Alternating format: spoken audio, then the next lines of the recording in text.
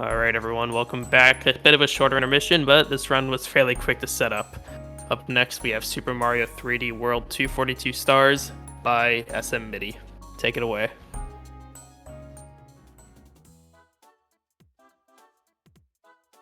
Hi, I'm SMMidi. I do a little bit of 3D World, a little bit of Mario. I'm mainly a bit of a one-trick with 3D Mario games, but this is my main one right now.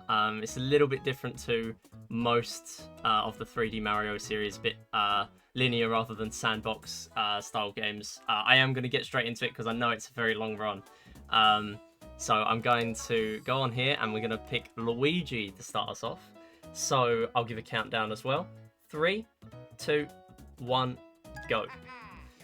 So, essentially this run, this is 242 stars. So the name of this category is quite simple. We're going to be going for 242 stars in this run and then beating Bowser in the final boss fight in World 8. But what this doesn't entail in the name is that it is itemless. So a lot of people, when they think of 3D World, they think, oh, this is the game with the broken power-up being the cat suit. Here, we're not allowed to use it. And not just that, but we're not allowed to use most power-ups. I am just going to save that on there. That's fine. Better than falling in the pit at the beginning. So, essentially, what we need to go for here is we're just going for stars. We're not going to be going for other collectibles, like stamps and things, which you would need in a longer run. But essentially there is itemless any percent, and there is also this version, which I'm just going to do a ground pound here. I was trying to do a spin. It's a little bit faster to do a spin. Not getting it there, that's fine. And then we will wait for the flagpole just for the timer to tick past the 6, because if we get a 1, 3, or a 6 on the end of the timer, that is going to give us fireworks, and we don't want that. So yeah, there's a lot to explain at the beginning. Essentially, what we'd normally be doing is using the cat suit, and there are some differences between this and the original Wii U version, which I will get to. There are quite a few. And the main one is that that game didn't really have much itemless action going on with the categories. It was mainly Mario %, which was just a bit of a meme. It was essentially just using Mario and no power-ups. But it was just any percent. But the thing with itemless in that game is that it's a lot harder because of the speed being a lot slower.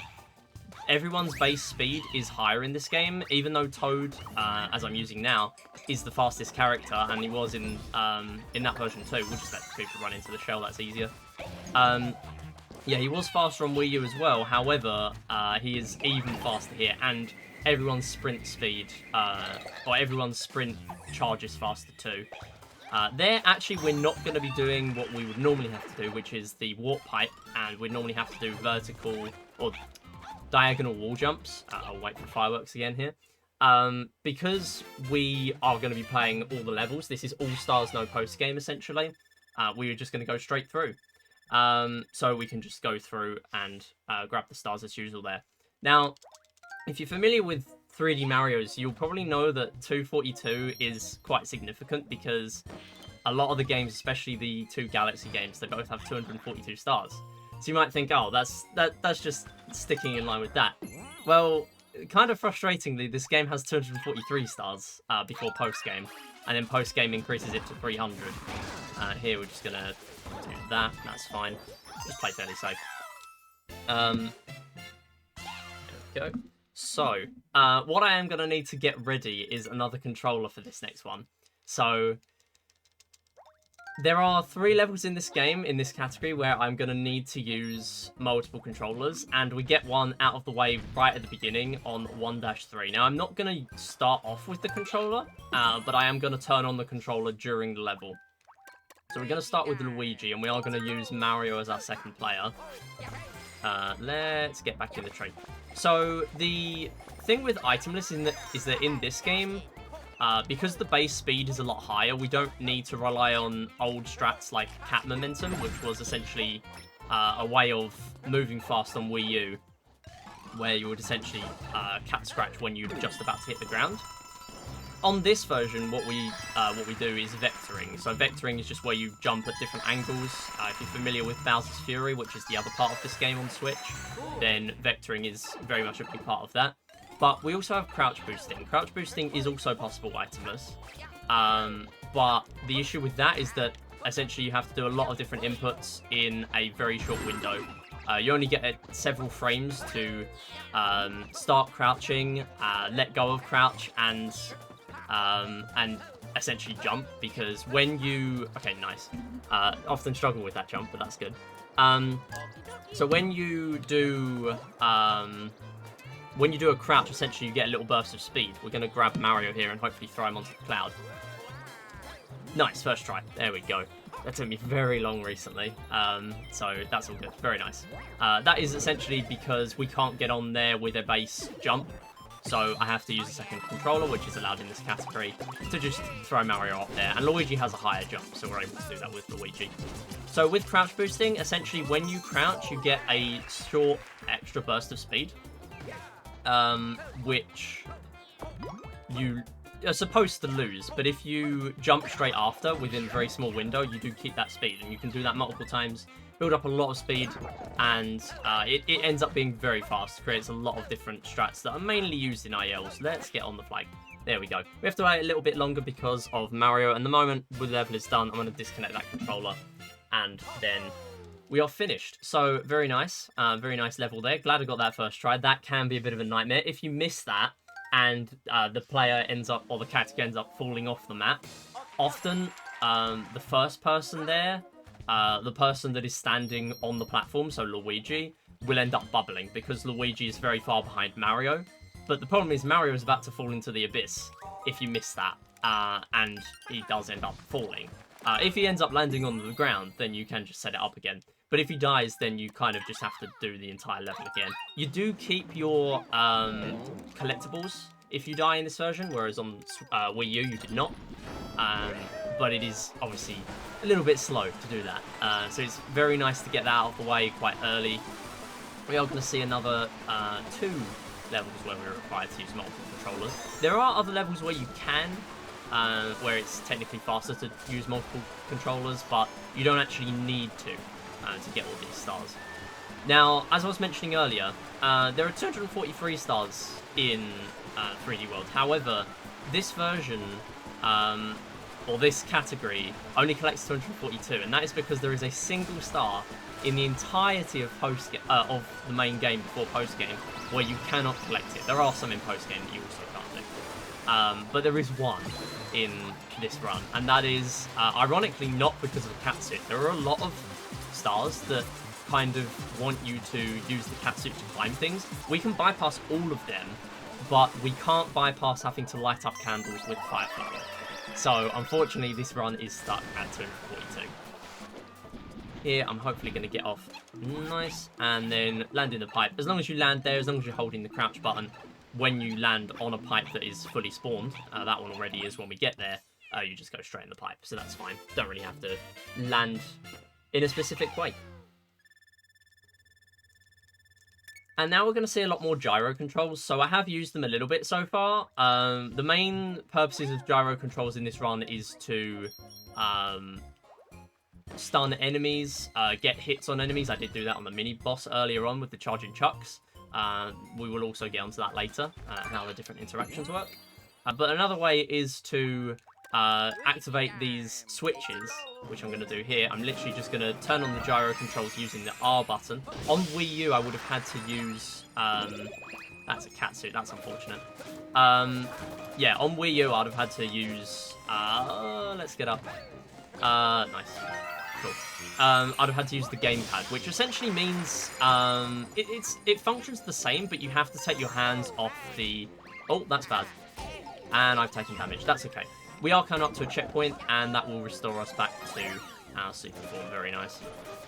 So here I can use gyro, but not all of the platforms I can actually hit with gyro, so I will have to actually land on those ones. There we go, nice. I also use these spring pads too to get up here. And this one, you kind of need to get the fire flower if you're doing it normally, but the star is always in the same place, so we can just go straight there. And then here, hopefully I'm going to get this gyro done fairly quickly because it will affect how I do this star. And I've died. Okay, that's fine. So what I'm going to have to do, I did grab the star though, so that's okay. But all I'm going to have to do now is redo those 2 gyro sections. So, yeah, that's absolutely fine. It's not the most costly death, but it's obviously not ideal. So here, we can, again, we've already got that collectible, so we don't have to do it again. And let me not bonk on that. So what I like to do is grab the star while the platform's going past. See, now I've done it really quick, so it would have been kind of hard, but the other way to do it that time. That's okay. We're going to land here, and we don't need the stamp. The stamp is on that platform. We can just go straight through and clear the level. And then next up, we have a Captain Toad level. So Captain Toad, how this works, this is essentially a precursor to Captain Toad Treasure Tracker. So that game essentially is kind of more of a puzzle game. Here, the levels are quite linear. They want you to go in a certain order. And in this run, we are going to be playing these levels. Even in any percent where we're collecting a lot less stars, we only need 170 to clear the main game in 3D World. We would still do all of these optional levels, even though they're not on the main path, because they offer very quick green stars. Now here we are going to get some text boxes, and that does kind of make this cycle a little bit hard to make. I am trying to make an early cycle so that I can skip these early stars and then fall down, because it is quicker to fall by the means of gravity than it is to just collect those stars and then make a slower cycle on these yellow lifts. Now, this yellow lift in the corner here, this actually was a microphone control platform on Wii U. But again, there is no microphone on Switch, so we are stuck with yellow lift instead. And then here we just grab this last star, and that is the level. Now, if you die or anything like that on a Captain Toad level, you will have to re-grab all the stars again. Similarly, on a Mystery House, which we're going to see in the next world, you will have to do the entire level again to re-grab the stars. Now, in regular itemless, any percent, there is a level on some of the routes where you only get 9 out of 10 stars on a Mystery House, because the last one is very difficult.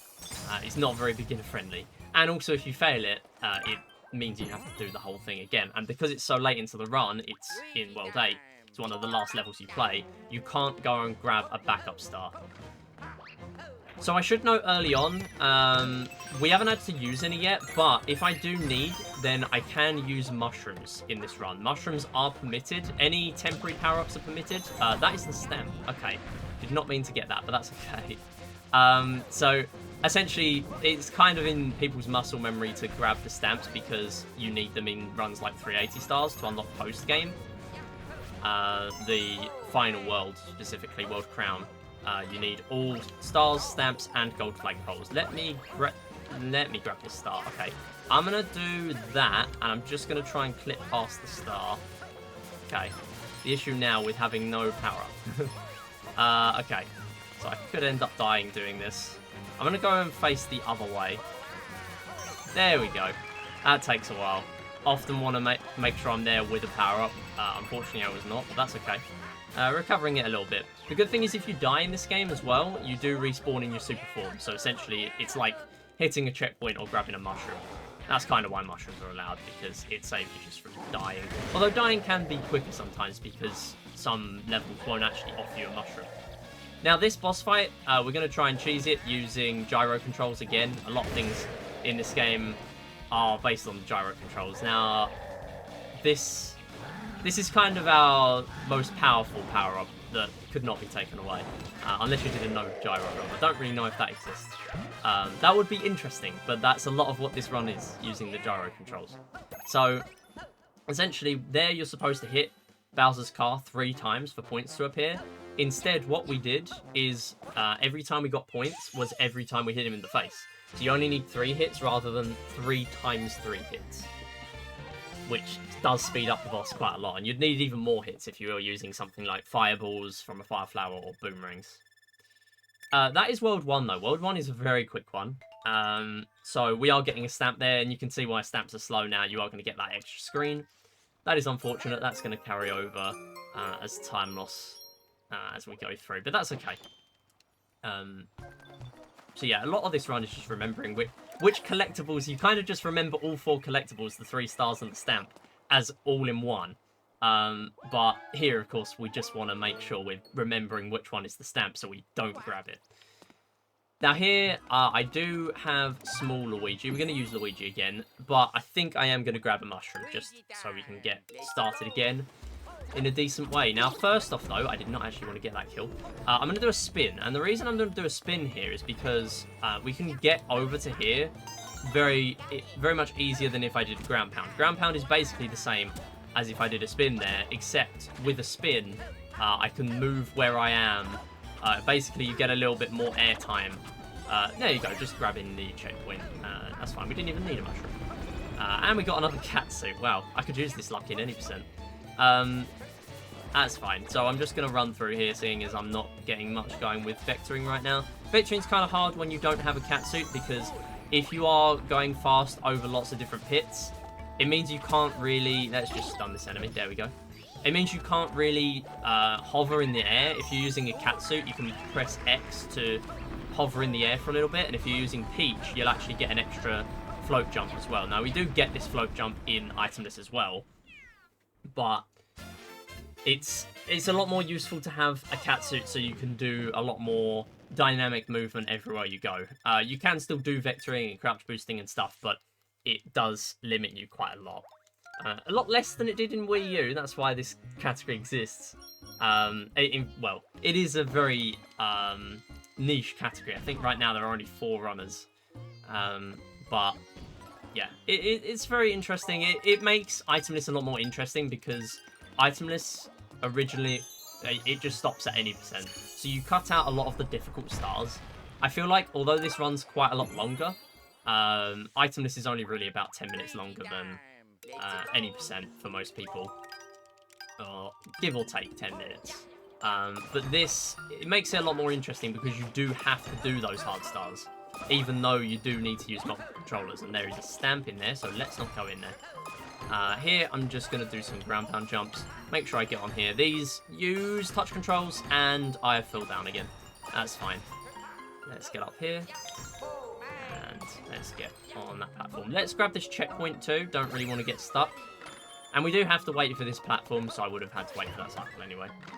At the speed I was going. So here we'll start off with this rolling long jump. You can get into that cloud quite early, but I'm just going to wait. I'm going to play quite safe.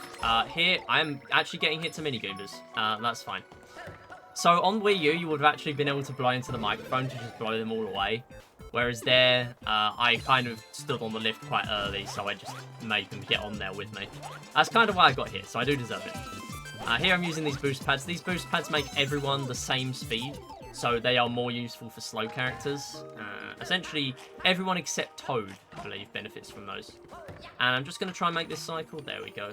Quite a nice, easy cycle to make, but itemless does make it a little bit harder. They're just going to do a glide up. And then make sure we just use these steps. That's why they're there. And also, another difference between this and using items like cat suits. So cat suits, they're used so you can climb the flagpole as well. So if you land low on the flagpole, you can just climb to the top. And it makes the requirement of getting golden flagpoles in longer runs much nicer, because you don't actually have to grab the top of the flagpole every time. You can just climb up. However, here, because we're not using a cat suit, we're not going to have to waste any time, because if you decide not to climb up, you will still have to just sit on the flagpole for 1 or 2 seconds, waiting for your stamina to run out. So here, that is not the case, because we don't have items. So of all things, we actually do save time in one way in this run from not having to wait there. Now here, I'm just going to charge up my sprint speed. There we go. And now we can just zoom through quite a lot easier in this first section. We're going to get on this door, and we're actually going to use this this potted piranha plant just for that little bit. There was a cat bell there, and I'm just going to use gyro, make sure I don't get hit, hopefully. There we go. So the potted piranha plant is not counted as a power-up because, again, it is temporary. Almost dying in the pit there, that's fine. Kind of got stuck on that yellow lift, but that's fine. There I can just touch the Bowser, and then he will just end up dying. And then here, grab that star. And then end up on the flagpole.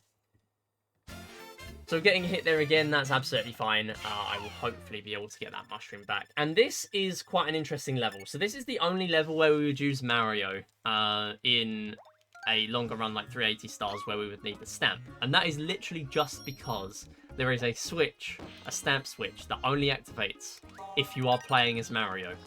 So this game was very multiplayer focused. If you were playing with 4 players, that wouldn't really matter. You just use the person who is playing Mario to step on the switch. There it is over there.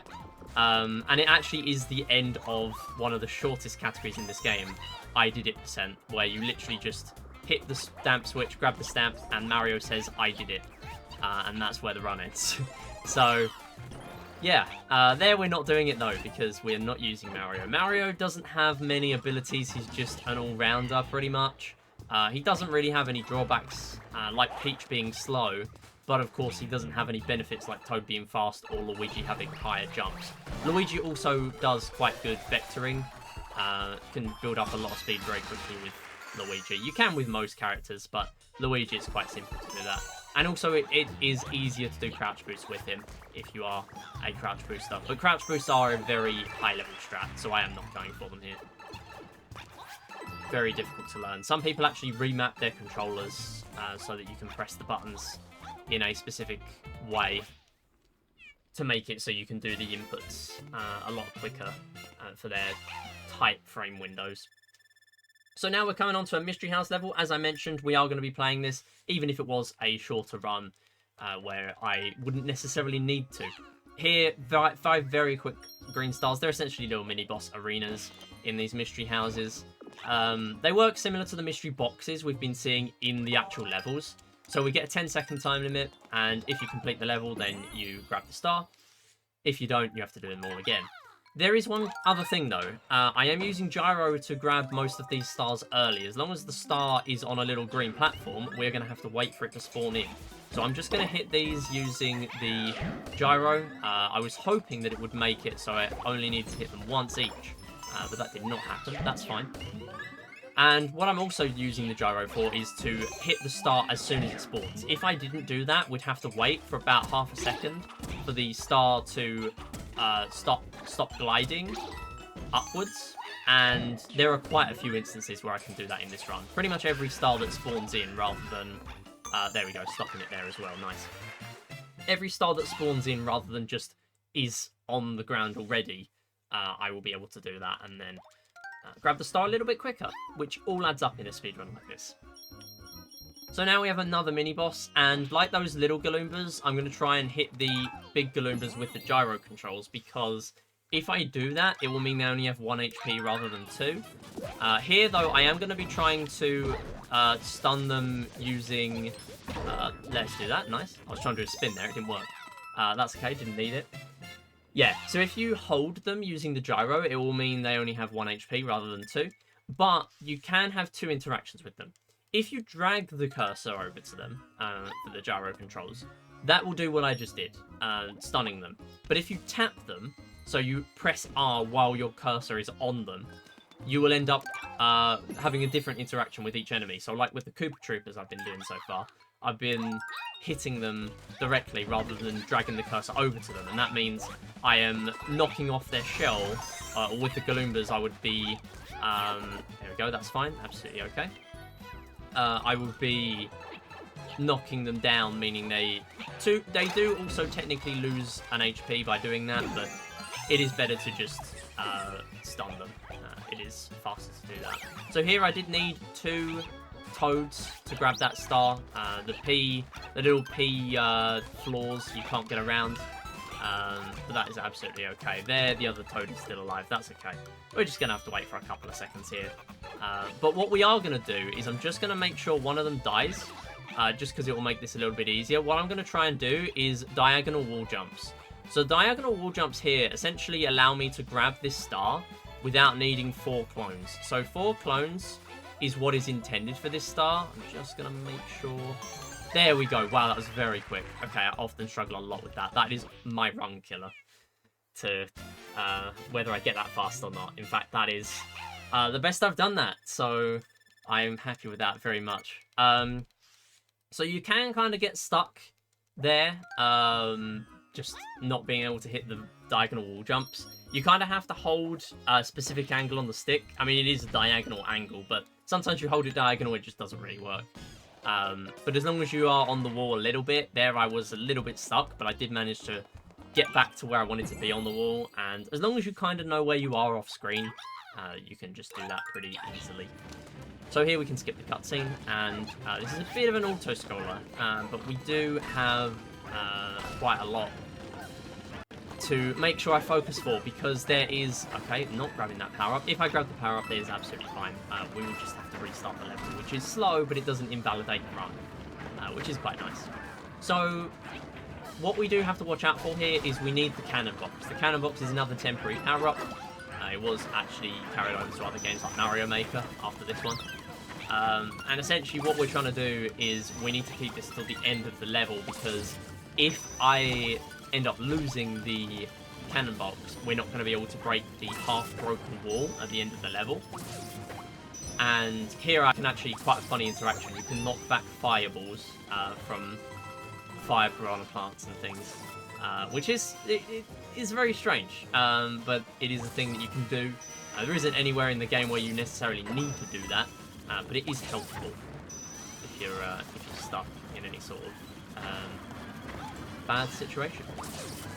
So here, still using the cannon box, I'm going to hit that right there, grab this star, and then we are going to see the stamp coming up. I will avoid that, of course. Now these enemies, once one gets hit in the group, they will chase after you, so they're pretty passive other than that. But if you kill them all in one group, then you will also still be fine. Now here, there's a hidden block, there's just a point in there. We'll avoid that. And we can get to the end a little bit faster here by doing a little bit of a camera skip. Unfortunately, not hitting it there, that's fine. You can still do a little bit of it, but you can do a slightly earlier one. And the funny thing here, we might see it go on. It's pretty uncommon, but you can force yourself to do it. You can actually lose your own cannon box by getting hit by your own cannonball. I'm going to try and do that here, because why not? I almost got hit to the boss instead. That's fine. So I'll just hit him on the head, that's okay. You do essentially need to use the uncharged cannonball, because you can charge it pressing the X button, and that essentially stops you from firing cannonballs while you're just moving along. But, yeah, if you're not holding that button down, you can technically lose your own cannon box. So that's why a lot of that level involves me just making sure I'm hanging on to that button so I don't lose it. And that is going to finish off World 2 right here. So a lot more forks in the road are going to come up, and that's why a lot more of these future worlds are a lot longer. But we are going to continue using Toad. So I should talk about the abilities more. So the Peach Float we are going to see in a little while, especially on levels where it doesn't really lose us much time. But Peach being quite slow, actually slower than Mario, I'm fairly sure, we don't really want to use her too much. And I used to use her quite a lot, especially on Wii U. But now, when you start to get used to different strats, a lot of people use a lot of different strats for different levels, and actually it's kind of hard to find two runners who use the same characters on every level, but a lot of the levels you'll see pretty much the same selection of Toad or Luigi. So here we are going to be using Toad. I'm going to grab this snowball and, oh, actually losing it because it was... that's fine, that's okay. I'm just going to get in the wall. Okay, you know what, that's okay. That is an unconventional way of doing that, but that's absolutely fine. So here, I want to get a little bit of charge up with the crouch. Oh, that was close. Just barely dying to that Goomba. That's fine. So essentially what I want to do, I can actually go for it again now. You can grab that snowball, that star with the snowball. That's why I did that first time.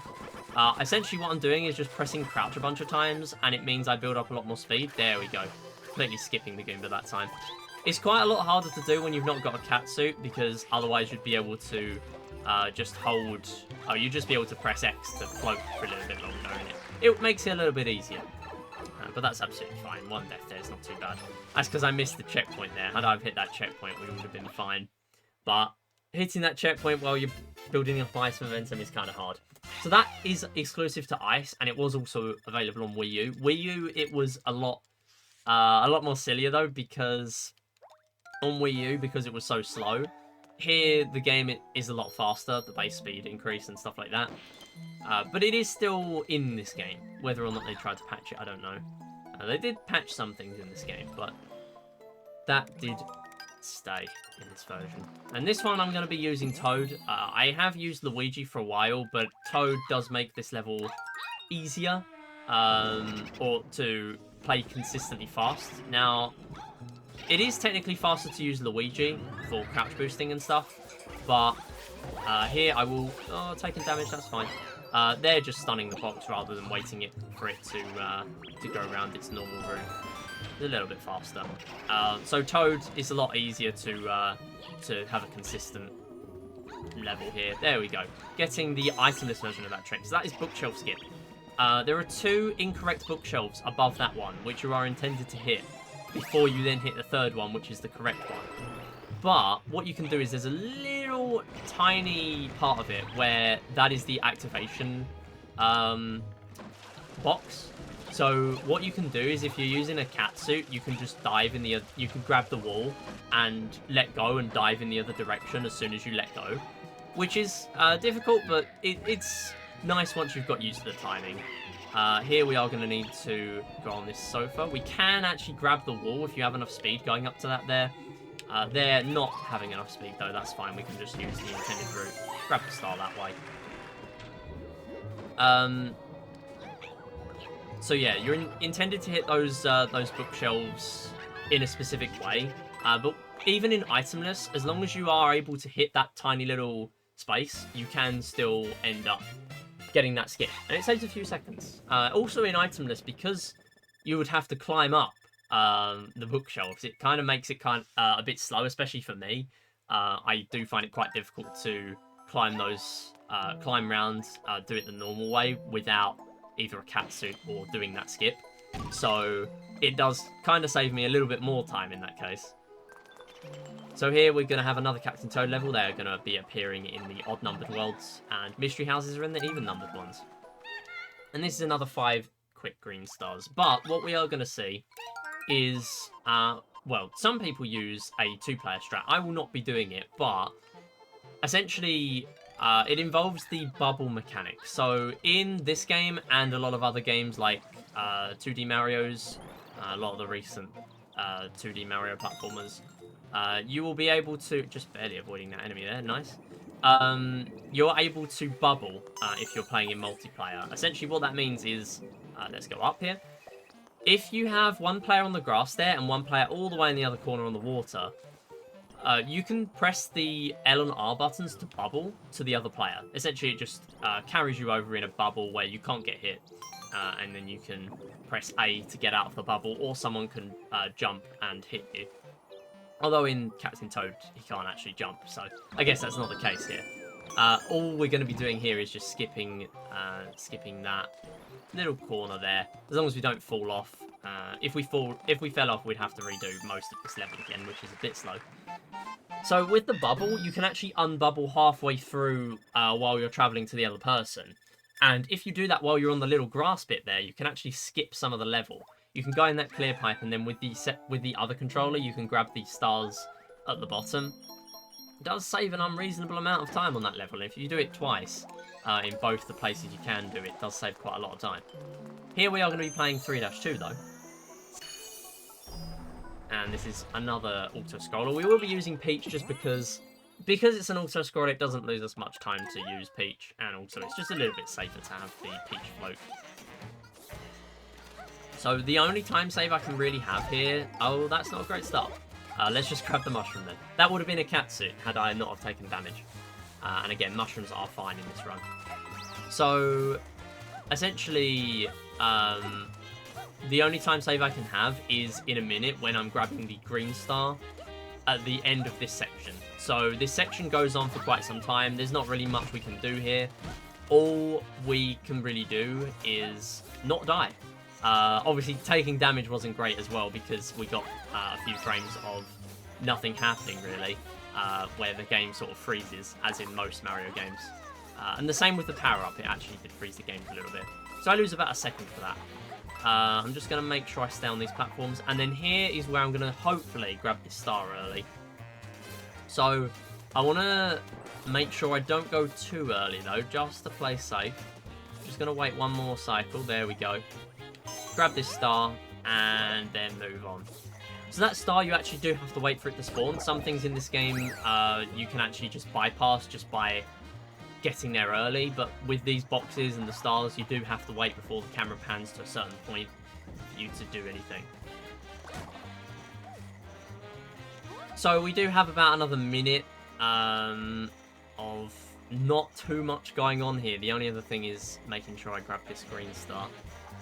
There is a platform which will rise if we use the cat suit, but just making sure I end up landing there.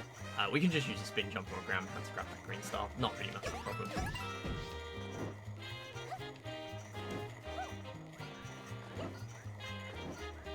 And then we're coming up to these enemies. I do want to make sure I avoid these. We can stun them all in one go, but they are a bit of a menace, especially if you don't have a mushroom when you get to them. I am going to make sure we're standing where the box will be, though, just for when it spawns in. And then the only reason I lose a little bit of time is because I'm using Peach. So it's literally just that tiny section where I'm going up to the flagpole there. That's the only place I lose time, pretty much, for using Peach. And even then, Peach makes that other section for itemless much easier to grab that star on that cloud. So here we're now getting into a much faster level. We will be using Luigi. And Luigi allows us to do these slightly higher jumps. So I'm going to make sure I grab this star at the beginning. Now this is another level with this stamp switch. We would have to use Peach if we were going for it. And I did use Peach quite a lot even when I wasn't doing this run for whatever reason, when Toad would have been objectively a lot faster. I do need to grab that other star though, let's not forget that. So this is the first level in any percent where I would be skipping a star, and it is that one, because this one's quite slow. Because you're not making any progress in the level by playing this, you are just doing an entire different section. There's not really a reason to grab this as an optional star. Here though, of course, we are grabbing it because we need them all. And then here we actually have a block that never ends. If you think you've seen coin blocks and the limit supposedly being 10 seconds sometimes, a lot of people have talked about that before. Some of them aren't really limited to 10 coins. Sorry, 10 seconds. I don't know why I said 10 seconds. 10 coins. Yeah, that one is unlimited, so you can literally just sit there the whole time. Problem is, the level has a 100-second time limit, so you can't actually sit there until the end of time. Unless the end of time is 100 seconds, in-game seconds. So yeah, here, this is another mini-boss. Need to make sure I'm stunning these Magic Koopas, and then grab that star a little bit early. Very nice, a little bit of time saved doing that. And these mini-bosses do get quite a lot harder because we're using no items. With a catsuit, it makes them just a formality, really. But using no items does make it so you actually kind of have to use your own platforming skills and stuff to make sure you don't take damage, you don't die if you're on Small Mario, considering you're not going to get any power-ups there. If you've just finished the previous level with no power-up or no mushroom, you are going to end up needing to make sure you don't... Let's try and grab a mushroom. Didn't get it, unfortunately. You can time those roulette blocks, but they're unfortunately missing it. That's fine. Yeah, you do want to make sure you are fine on those mini-boss levels, because only itemless really challenges you on those. Here we're actually stuck on the clear pipe. That's fine. Let's get through. So here we just have to wait.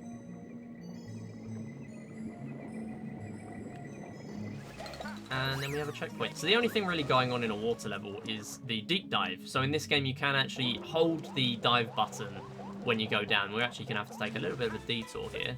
Let's just go in here, grab this cannon box. Make sure I don't grab the stamp. Easy way of doing that, just by holding charge on that cannon box. Makes me avoid that. And the reason we need the cannon box is to destroy that broken wall, grab that star, and then get out of the bonus room, which literally just has some coins and stuff. And a star. The star is kind of important.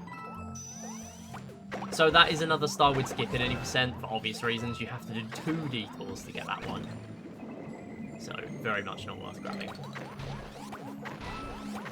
And then here, grab this star. Now, we can't actually do a deep dive if we're out of the water. I'm just going to get hit here. Nice. Get in this green pipe. Very nice.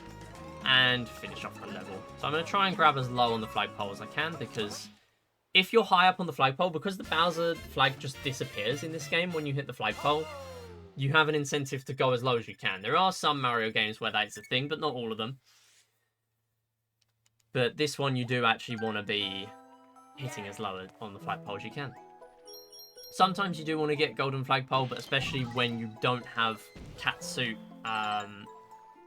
stamina to deal with on flagpoles, you do just want to get as low as you can. Now here, this is another kind of difficult level. This is one of the hardest ones that is actually a one-player level. So this is one of my favourite levels in the game. It's Mount Mustache. It's the Mario Kart level. Everyone loves this level. Good music, good level. It's just a lot of fun.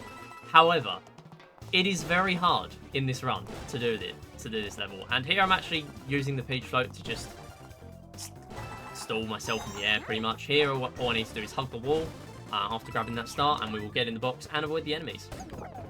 So here, I want to do crouch as soon as I get near that ramp. That is going to be quite important later, because if you do it a certain way, you will keep a lot of your speed, and as long as you keep enough of it, you will be able to grab the final green star, which is on a very tall platform at the end. Now, there is a backup way, and it is to either use multiple controllers or essentially any way where you can end up climbing high enough. Let me just focus here. That did not work. That is not what I did. I did what I always do there, and it just didn't work. So you press crouch, and this looks a little bit slow. Looks like we are making it over, though. It's a very deceptive skid. Essentially, what I want to do is hover at a certain point once all my speed is gone. Sometimes you can get there with what seems like a lot of speed. Happy again to get that first try. It's another kind of difficult one. That's kind of what I wanted to do there. Nice, perfect ending there. So we literally just want to get on that spring pad. Do that Odyssey dive mid-air, so I end up falling really quickly, and then just hover when you get to the bottom. Very nice level, though. So that one, if you do fail it, you do pretty much just have to die if you don't go for the backup strat. I really should know the backup strat, but really it shouldn't take more than several tries, I should say, to do that skip. Now, there is another one here to grab the star early. Most of the time, though, it won't result in time save for me, so I am just going to play safe. Again, gyro is all-powerful in this game, and so gyro takes priority over literally where your character is standing on these switchboards. Don't ask why, it just does. Here, using the Ouija, we were able to hit that switch quite early, and actually hitting it again, which was not intentional. I'm going to, hit it there, there we go. And make sure I make the switchboard go forward for as long as possible. So here, getting in this pipe, I am going to make sure that I ground pound exactly in the middle, because I've had an issue in the past in one of my runs where I have tried to do the faster way, which is to start doing the Odyssey dives downwards, which is an exclusive move, by the way, to this game. The Wii U 3D World predates Mario Odyssey, so the extra movement in this game where I'm doing this little roll in the air, it is actually exclusive, and it means that it speeds up itemless even more than I've already been talking about. So here I need to crouch, make sure I grab this star, and then once I've done it, I want to hold the platform, the switchboard, but from the side, because otherwise that part is going to get in the way. That little wall is going to block my cursor. So here I'm just going to go the normal way, but I am going to explain what the fast way is. Essentially, what you want to do is, as soon as I hit that first switch there on this switchboard, I took damage apparently. That's fine. Let's just grab the star and go. So when you first hit that first switchboard, let's just grab the flagpole. Nice. When you first hit the switch, you want to start sprinting. And then when you get your sprint speed fully charged, you get those little orange sparks. You want to do a rolling long jump into where the star is. Now, there are two types of rolling long jump. There's the slow one and there's the fast one. And the fast one, if you get it, you can go into the star. If you get the slow one, you can't. It's over. You got to just die and start again. But if you do get it, it does save a little bit of time in this run. And I'm fairly sure World Record actually does go for it. But there, really, it's not worth going for unless you are confident you can get it first try every time. which I am very much not. Last time it took me several minutes to decide, no, I'm just going to do what I've remembered is the backup way. And that was wise, it turns out. So here what I can do is another strat where I can speed up the auto-scroller. This is supposed to be an auto-scroller, however, we can skip across the trains and it will actually... let's use a ground pound here. Now one of the Goombas is already dead. We can jump between the trains, and what that will do is it will move on the camera. The further right you are, the more the camera moves on. Just going to make sure I don't get hit to these enemies. I am going to do a single train jump, though. Missing it, that's fine. It's fine, we're going to have to do the whole level again now. But we don't need to grab the star, which is kind of a good thing in this run. Although it is an auto-scroller, it does save us from having to deal with the Goomba stack and take damage. That's fine. That was a bit of a poor setup for that skip. We won't go for it again. But I did just want to try it at least once. So the Peach Float makes it possible to get over there. You can do that with a Tanuki suit or with a cat suit as well. Unfortunately missing it, but that is absolutely fine. So I can again use gyro controls. That was very close to stun that Goomba stack. And here there is a Mega Mushroom in this hidden block. I am actually not going to grab it because I am on... I have a super form right now, so there's no reason to grab it. But an interesting thing with Mega Mushrooms is when you get out of the Mega form, you are going to end up in your super form. So Mega Mushrooms are temporary power-ups. So even if mushrooms weren't allowed in this run, which they are, just going to get in this pipe now and then hit this crate to grab the other star. That's why I was trying to get there early. Nice. And getting the early grab. The early grab is kind of hard there because the cursor has to be on land. Or actually on something tangible rather than the void in the background for me to be able to grab the star early. There, though, Oh, no early hit. That's a shame. All we need to do is make Peach be in the way to be able to do that.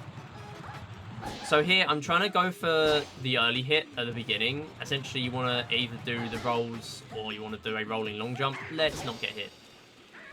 And it essentially skips an entire cycle. And the way that boss works, you want to make sure you are going for the correct one.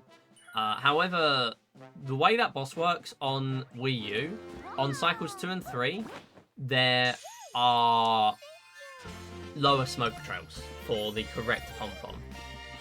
On this version, that got patched. However, there is a little different coloured particle, which I'm assuming was intended, where if you go for that one, you will get the correct pom-pom.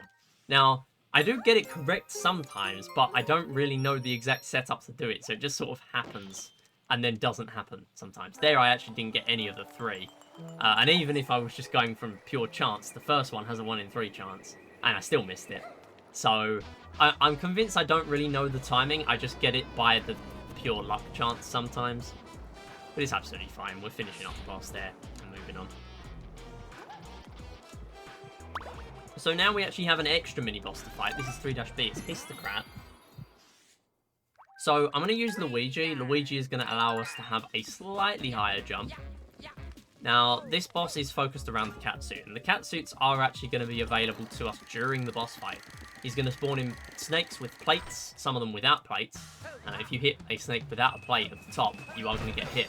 However, we're not going to see those snakes because we're just going to hit the boss from behind. You can either do a spin jump or a ground pound, and just do a rolling dive onto the boss. In fact, you don't even need to do the rolling dive onto the boss. You can just do a spin jump with Luigi and land on it. In fact, I'm going to try and do that on the last one. There we go. Just managing to get it. If you go too early, though, you will get hit because he's invincible for a small period. And we'll just get in that pipe there. Another exclusive to the game carried over from Odyssey is the fluid pipe movements. You can go straight into a pipe in this version, whereas on Wii U you would have had to land on it and go in as normal. And that is the boss fight there.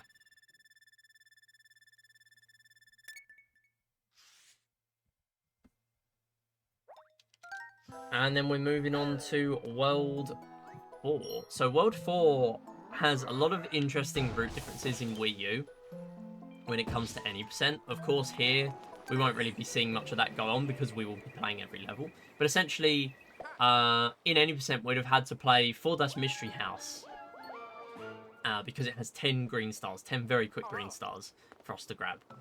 And in this run, of course we'll be grabbing them anyway, but there is essentially a world map out of bounds clip, which is very unusual because this is a very closed off game in terms of skips. It's very watertight. You can't really do too much in this game. So to have a skip where you fall out of bounds in the world map, into past World 7, past World 4, onto the World 4, the little island where the Mystery House actually is. Because Mystery Houses and Captain Toad levels are unlocked from the beginning of the game, essentially there's nothing stopping you from doing said out of bounds movement and getting... Oh, we are taking damage again, that's fine. Let's just not die. Cool. And straight on the pipe, very nice. I'm going to grab this mushroom, and I'm actually going to take damage again in a moment, so I can do a damage boost. I'm going to grab that star, and the moment we've grabbed that star, I'm going to go past, hopefully. Now, I do a little bit of a beginner version of this. Hopefully, we can actually hit some of it. So I'm going to grab this star. I'm then going to start trying to do these wall jumps just to get up here as early as I can. There we go. Just make sure I actually do get up. And then that skips us riding the ant the whole time. Now, with a cat suit, you can skip even more of that. You can literally just grab the star. You can go, grab the green star on your way past. You can press X to hover in the air when you grab the green star. And you can dive onto that wall. And you can just climb the wall. Completely avoiding the ant. But here in Itemless, that's a little bit harder.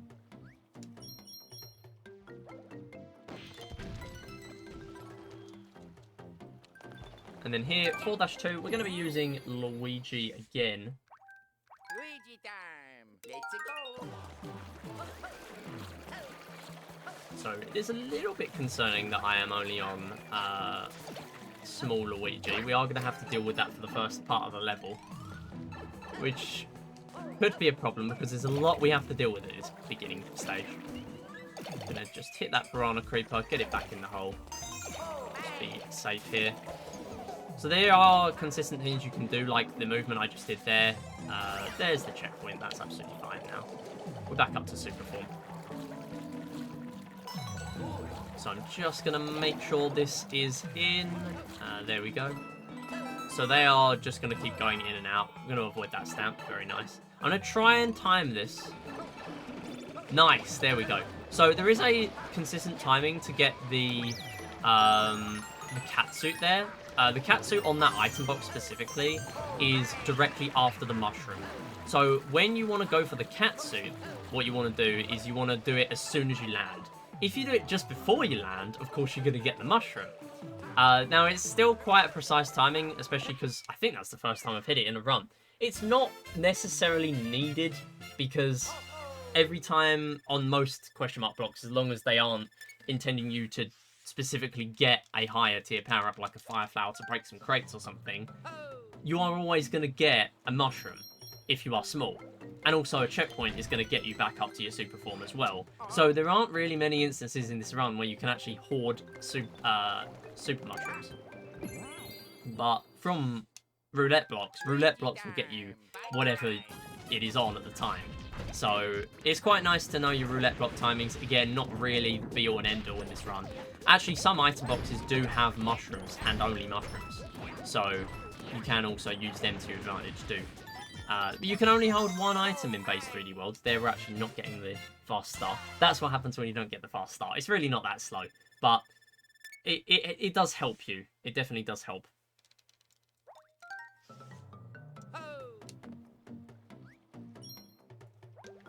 So then moving on to 4-3, we're going to start seeing a new thing from Mario Galaxy. These are the beep blocks.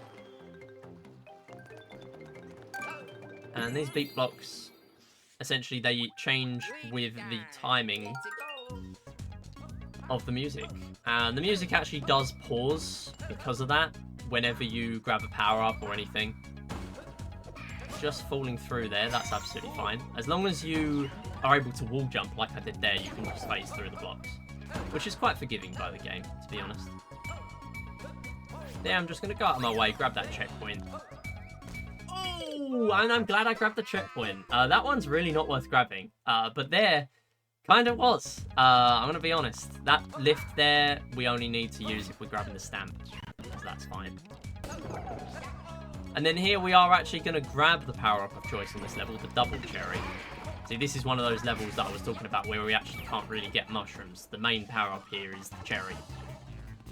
So, good to have one in our inventory should we need it. Now, this cherry does make this a lot easier. Doing that with one character on the screen, very, very difficult. Here I'm just going to line them both up. We are on the red side, so we'll just do it on the left there. And I do need them to both be alive at the end, so we can hit these, barely made that. So we can hit these P floors. And, yep, still barely alive. The good thing is, we can use multiple controllers should we need them. Just going to readjust them. Nice. Should we need them, we can use the multiple controllers, and that is absolutely okay. And then closing out the level there.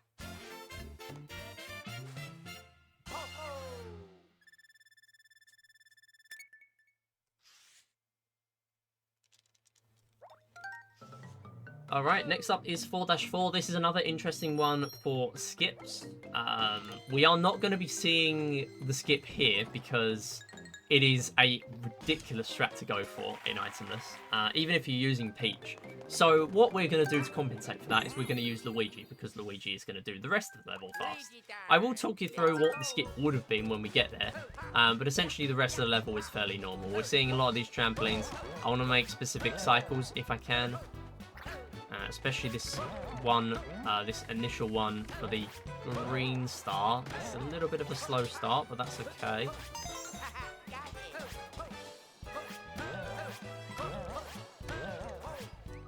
There we go. Let's hit that checkpoint, and let's get over here when the trampolines are coming down. So we can just do 2 wall jumps there. We don't even have to do diagonal wall jumps. You can just do that fairly normally. Hit both walls and then get there. So here I'm going to activate the trampoline early, then we're going to get in the question mark or the mystery box. Just grab this star and then finish up. So something I haven't actually talked about earlier, the mystery boxes are very lenient in this game. So you technically have kind of about 12 seconds to, I'm just going to grab this temporary power up here, another one to show off. It's the question mark block, and I've actually died grabbing this before, because the moment it popped, because it pops very quickly on the trampoline, because you're constantly getting the max coins you can. There we go. The moment it popped, I ended up dying, which was unfortunate. I had to do it all again. So they're essentially, yeah, so the mystery box is essentially, the time doesn't tick for a whole second at the beginning, and it doesn't kick you out for a whole second at the end when it's on 0. So they're a lot more generous than in, say, 3D Land, where it just kind of kicks you out straight away on 0. Quite nice when you're getting onto some very difficult mystery houses, especially itemless. As I was talking about earlier, 8- Mystery House is also quite an interesting one for it being difficult to do itemless. Most of the stars are quite difficult to do itemless on that one. Here we're going to use Toad, because Toad is generally fastest to do it with him. But yeah, the skip that we would have seen on the previous level, it would have used Peach, and I normally do it with a cat suit. I'm fairly sure it would be possible to do it with crouch boosting, because there are lots of platforms to land on. Or even maybe vectoring, you could do it, but personally I do not. But what it would do is it would essentially land on either, let's not die there. I might even pop this mushroom, because you don't get power-ups in this level, so very nice point to pop that mushroom. Very good. So essentially it lands on all the platforms and the enemies, or I like to land on one of the enemies as we go past in the ring of enemies. And if you do it properly, you will land on the platform, the cloud platform where the box is, the warp box, and you will skip having to use the trampoline. Saves a lot of time if you do go for that. Here though, it is understandably, in an hour into the run, very difficult to go for. And in fact, I've never actually been able to do it itemless, so understandably, not even going to attempt it here. And then that's the final green star, finishing up the level. So this is the interesting part of the run. This is where we don't just see a 2-player strat, we see a 3-player. So we are going to use the warp pipe, because otherwise we'd have to go to the beginning of the world. Although warp pipes are slow, here this one is faster to use. But we are going to see a 3-player strat here. I'm again not going to activate them at the beginning, but what I'm going to have to do is pretty technical. Hopefully I can get it within not too many tries. I will just say that. There at the beginning is the stamp, so we will avoid it. It's just on that little arch there. We're going to hit all of these question mark pads and then grab the star. So you can actually go through that level or that little section as you're hitting those pads, but it's kind of hard to do both at the same time, so I just decided not to. Here, very much going to grab that checkpoint because this could go wrong very quickly. In fact, before we even get to the skip, it could go wrong. So I want to stay in my super form because that's going to mean I am... Wow, that was close. I am able to throw the character at a higher point than I would be without. So here, we're going to make one... that is not what I wanted. What am I going to do now? Let me disconnect the controller. You know what? I'm going to back out of the level. It's defaulted to Peach, so I'm not sure why that was defaulted to Toad there. We're going to have to go back in. We're going to have to do it all again. That is just going to be faster because I think I'm now stuck. And now I've got Mario because that one's already in the level. So I'm going to bubble Mario. That's fine. We're going to have to do it all again. And right now I've not got the other controller in. We've not even tried to do the skip yet. And I've now popped Mario's bubble. That's okay. Yeah, he's bubbled now. That's fine. Okay, so I am going to have to do this with the other character in, which means my camera angle is different. As long as I don't take like 15 minutes to do this, this is a dub. So let's just... No, let's not die. And Mario don't die either. Oh my goodness, I've died. Right, you know what? Actually, that's a good thing, because I need to make sure Mario doesn't do that. Yeah, Mario taking damage is not ideal there. Because Mario is also going to be holding a character. Mario is going to be holding Peach. So Mario not taking damage is also advisable. Let me bubble with him. So I've already grabbed that star without retrying. Obviously, if we don't complete the level... Oh my goodness. If we don't complete the level, we will have to re-grab the collectibles. As I've already just demonstrated. So here, I'm going to get on this platform. Play fairly safe here, as safe as I can. I'm going to stop when we get to that big one. And then here, I'm now going to spawn in. What I'm hoping is going to be Peach. There we go. Right, that is the first time that I've done that. Okay, so what I'm now going to need to do is I'm going to need to get the controller rested on my... in my lap in a specific way so that crouch is always held. There we go. I'm now going to get over to the side and I'm going to pop Peach out of the bubble. I'm going to grab Peach using Mario and I'm going to start spinning. So if I spin and throw Peach up there, there we go. Of course we get the skip first try and everything else goes completely wrong. I almost dropped my Pro Controller as well. No! Oh no, we dropped it. Okay, it's fine. We'll have to do it again. What is this skip? Okay. This is the most cursed way of doing this, but it's absolutely fine. Again, we're not even safe up here. I would say we're fairly safe, but the thing is... There we go, did it again, nice. No, Luigi, where are you going? Okay. Right, I'm resting it on my leg now. That's fine. And Peach was almost falling down the slope. That's fine. Right, let's bubble Peach, because Peach is now the only one. I'm now going to unbubble Luigi, bubble Mario... because we don't need the others now.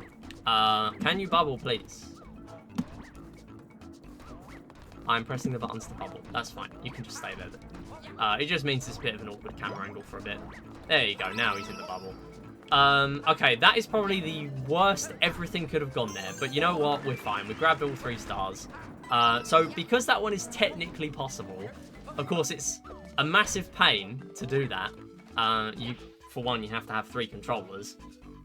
But you can technically do it, so that's why that is a thing. That was unfortunate, losing a couple of minutes there to that, but that's okay.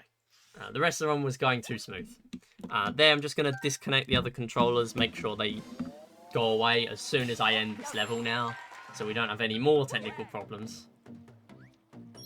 And then we're going to move on to another Fire Bros Hideout. This is actually a different kind of mini-boss, so we're going to see one in every world from now on. And this is essentially a bunch of Fire Bros. We're going to have to deal with some other enemies scattered in as well sometimes. But this one's fairly simple. There are just 3 in a triangle that we have to kill. Pretty much just a normal mini-boss. Now you can actually stun the Fire Bros in a specific way so that they end up hitting one another. There it's kind of difficult and you might as well just hit them normally. Or if you're positioned with your own character in a specific way, you can actually hit them in a way where they end up all taking damage to each other. We will see that later on, hopefully. On one of them where they all stand in a line. And now we're going to see 4- Castle. So 4- Castle is technically a catsuit level, but you don't actually get many question blocks with catsuits in. So it does make it quite unique. Luigi time. Let's do. Of course, what that does mean for us is that there aren't many opportunities to grab a mushroom. Oh yeah. Now, normally I'd have to use this boulder to hit the other switch there, deciding no, I'm just going to go round using vectoring. Absolutely fine, hitting that skip there, very cool.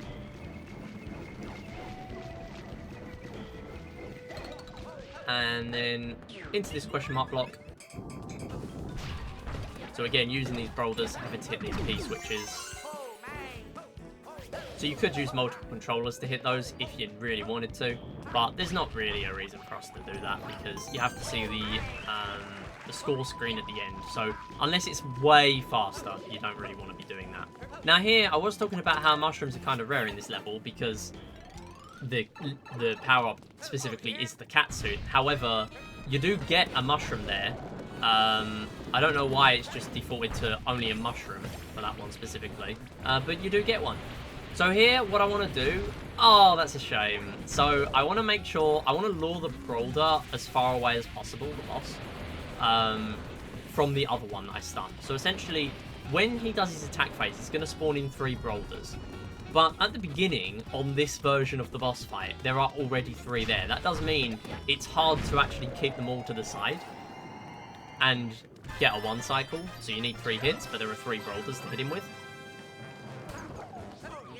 The issue is, there's a little bit of RNG of where the rocks get flung by the boss, and unfortunately there ended up hitting the other boulder, meaning I had to wait for another cycle. It's absolutely fine.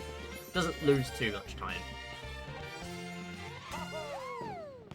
But by luring him away, it does make it so you are a little bit more likely to get it. The issue is if you take damage, you will drop the boulder by default. You can actually pick up the boulder during that, but oftentimes it will just be too awkward. The moment you drop the boulder is after the little lag frames where you start powering down, and it's just a little bit hard to hit. So here we're getting straight in with a Captain Toad level. This one's right at the beginning of the world. They're kind of just scattered around randomly. And this one's kind of interesting. On Wii U, we would have actually had touch controls to use here, which is really hard to keep your speed. Here, though, all I need to do is hold the controller in a little bit of a weird way. Index finger on the sprint button, thumb on the right stick, stuff like that. Just so I can do everything at once. Whereas on Wii U, you'd have had to take your hand off of the controller to do touch controls, which is required to use these platforms. Or to move them. So some people actually would have used their nose to... Okay, let's get back on that platform. There we go. Actually ended up falling down again. That's a shame. You can skip that corner, but yeah, that's okay. I'll just do it normally, judging by how the first one went. I don't really want to risk it too much, because if you miss that corner cut, you will fall to where the beginning of the level is. Essentially, you'll have to do most of the level again. So... yeah, pretty much don't do that, because you're going to be losing like 30 seconds in a Captain Toad level, which is not ideal. And we're done with Captain Toad for a little bit.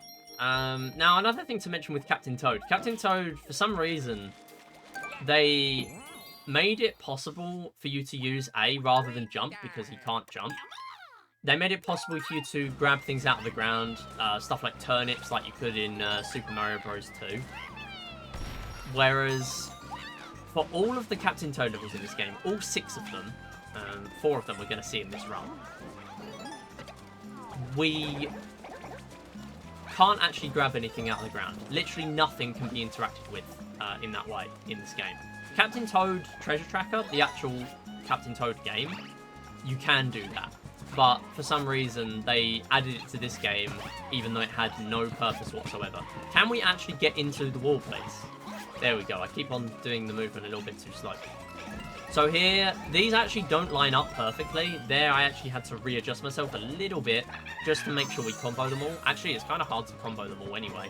I'm surprised I even did. I just sort of landed on the first one in a nice way. If you land on it in the middle, then you can kind of just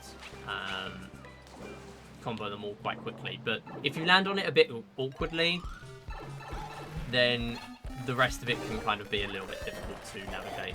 So here, actually spawning out the top, so we are kind of limited to how fast we can do this star in that way. And then go straight in the pipe.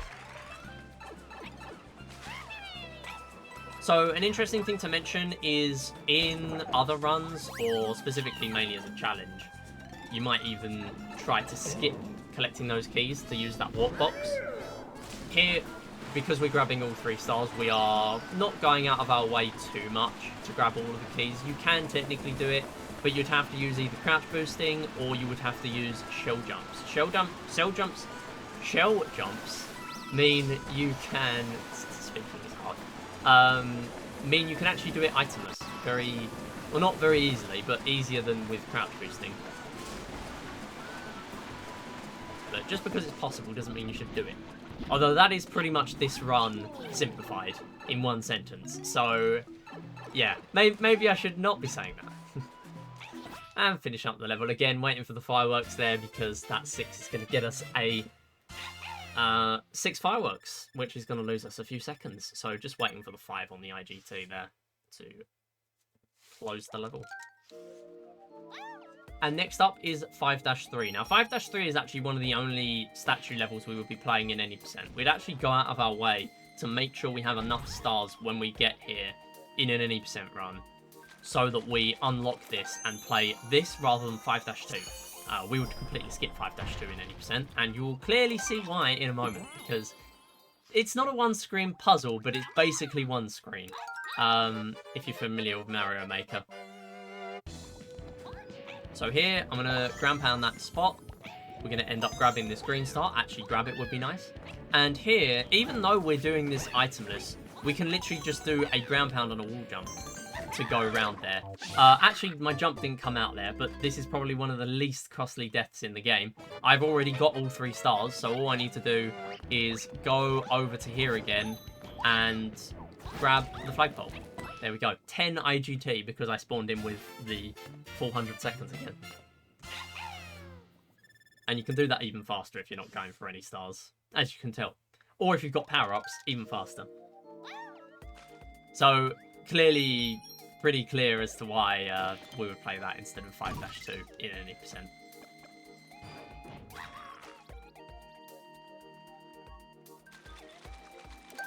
And now we're going to see what is kind of a difficult mini-boss itemless. So, if you're using a catsuit, you can actually dive in a specific direction, in a specific way, so that you actually hit all 5 of them. And if you hit them with the area of effect that you get from a cat's, sorry, I've just realised I did not do 5-2. I'm going to have to go back and do 5-2, that's fine. We have a specific order. I'm actually supposed to use Luigi on that level. I had the wrong character because I was looking at the wrong split there. That's absolutely fine. In that case, we will go back and we will use Toad on this level. We're going to lose like 1 second to menuing. It's really not that important. So essentially on that level, though, what you want to do is you want to, with a catsuit, you want to dive into the middle of them so that you end up doing the splash damage and it hits all 5 of them at once. With no power-ups, though, the best thing for me to do is to kind of stun some of them. Nice. As long as I get that full jump, then we're able to land straight on the cloud there. Yeah, so you kind of want to either stun them or you want to ground pound them. Ground pound means that you also hit both HP without needing to hit the helmet and then the actual boss. So there are ways around things in this run that do make them slightly faster. And this is in the blue coin section. We're going to be using gyro to our advantage here. They're actually using gyro to grab the coin that I missed. And again, they're using it to grab all of the coins in an entire stack. And then grab the green star. Gyro does speed this up quite considerably. And here, just going to use a ground pound to get quite a big dive. Not getting into the clear pipe early, that's a shame. Good thing is you don't really get stunned from that bonked for too long, because the moment you land on the trampoline, you end up out of the bonk phase. After you hit the wall. And then here, just make sure I land on that trampoline, hit the flagpole, and close out the level. Still quite a nice couple of splits there though, even though I did them in the wrong order.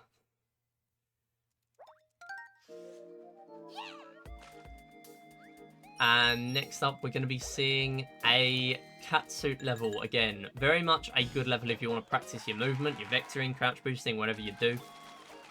Here, of course, we will have to avoid the catsuits. And I'm going to grab the first green star in a little bit of a scuffed way. So, there is a fast way of grabbing this first green star. I am not going to go for it, though. We are going to go this way, which is quite nice. I've already got mushrooms and stuff, so I don't really need to worry about that. I'm going to do this, and then I'm going to mash through here so I don't get hit by those first fuzzies. We will not be able to do that on the next time that I do that, though, because I'm going to need to go back to grab this green star. Now, this green star, it's in the wall, and nice, able to hit it there. Even though, no matter what I do there, I will have to... Okay, that's fine, I took damage. I got the mushroom anyway. And we've got the checkpoint coming up, so I'll just pop the checkpoint for the power-up. So, essentially, what you can do is you can climb on the clear pipes to grab that green star early. There are those, also quite an interesting one here. You can pop the question mark block, then get the mushroom, if I didn't already have the mushroom. Quite a nice strat to use in Itemless. So, when you are climbing to get that green star, you have to get in that wall. But the way I did it is I just go around twice, which is quite slow, but it saves having to climb on the clear pipes, which is really awkward. Basically, the base of the clear pipe, the little launchers here, they are bigger than the actual clear pipes themselves. So when you try and climb on them, if you do it wrong, you're just going to end up bonking on that. Like, well, not actually bonking so you can't move for a little bit, but you get hit in a way so that you just don't really get much height, you just start falling quicker. You benefit really from the wall jump, essentially. But by doing what I did there, all I do is just do the first section as normal, fall down, and the way it works is you can either dive straight in, which is kind of precise timing, and if you miss it, you bonk on the wall and you just free fall to the bottom. Or what you can do is you can hit those... or you can wall jump as soon as you get to the next section, and then you can end up diving into there, which is what I find easiest.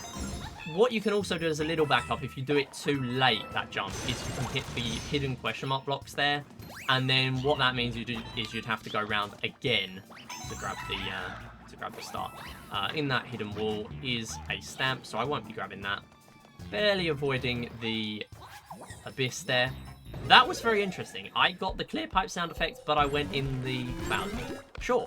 Okay, that is a thing that happened. So here, I'm actually going to throw that bomb into the power block. Why not? I'm going to try and do this as fast as I can, because there's not really much to speed this up other than ground pounding and just using good gyro controls. As long as I don't fall off there, though, we are absolutely fine. And there's a little Mario. Or quite a big Mario, I guess. Grab this green star and get out. So like most clouds in this game, if you fail to get the green star, the cloud will not respawn until you die. So I'd actually have to take an intentional care to retry that. Thankfully though, not having to deal with any of that, we are just going straight through and close out the level.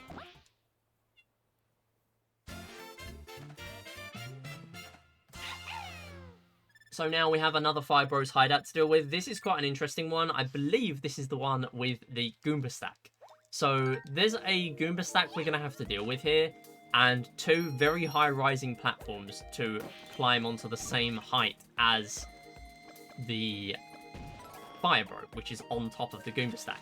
The interesting thing is how Gyro works is that you can stun either the Goomba stack to stand still, or you can stun the Fibro to stop attacking. If you stun the Fibro still moves forward because it's on the Goomba stack.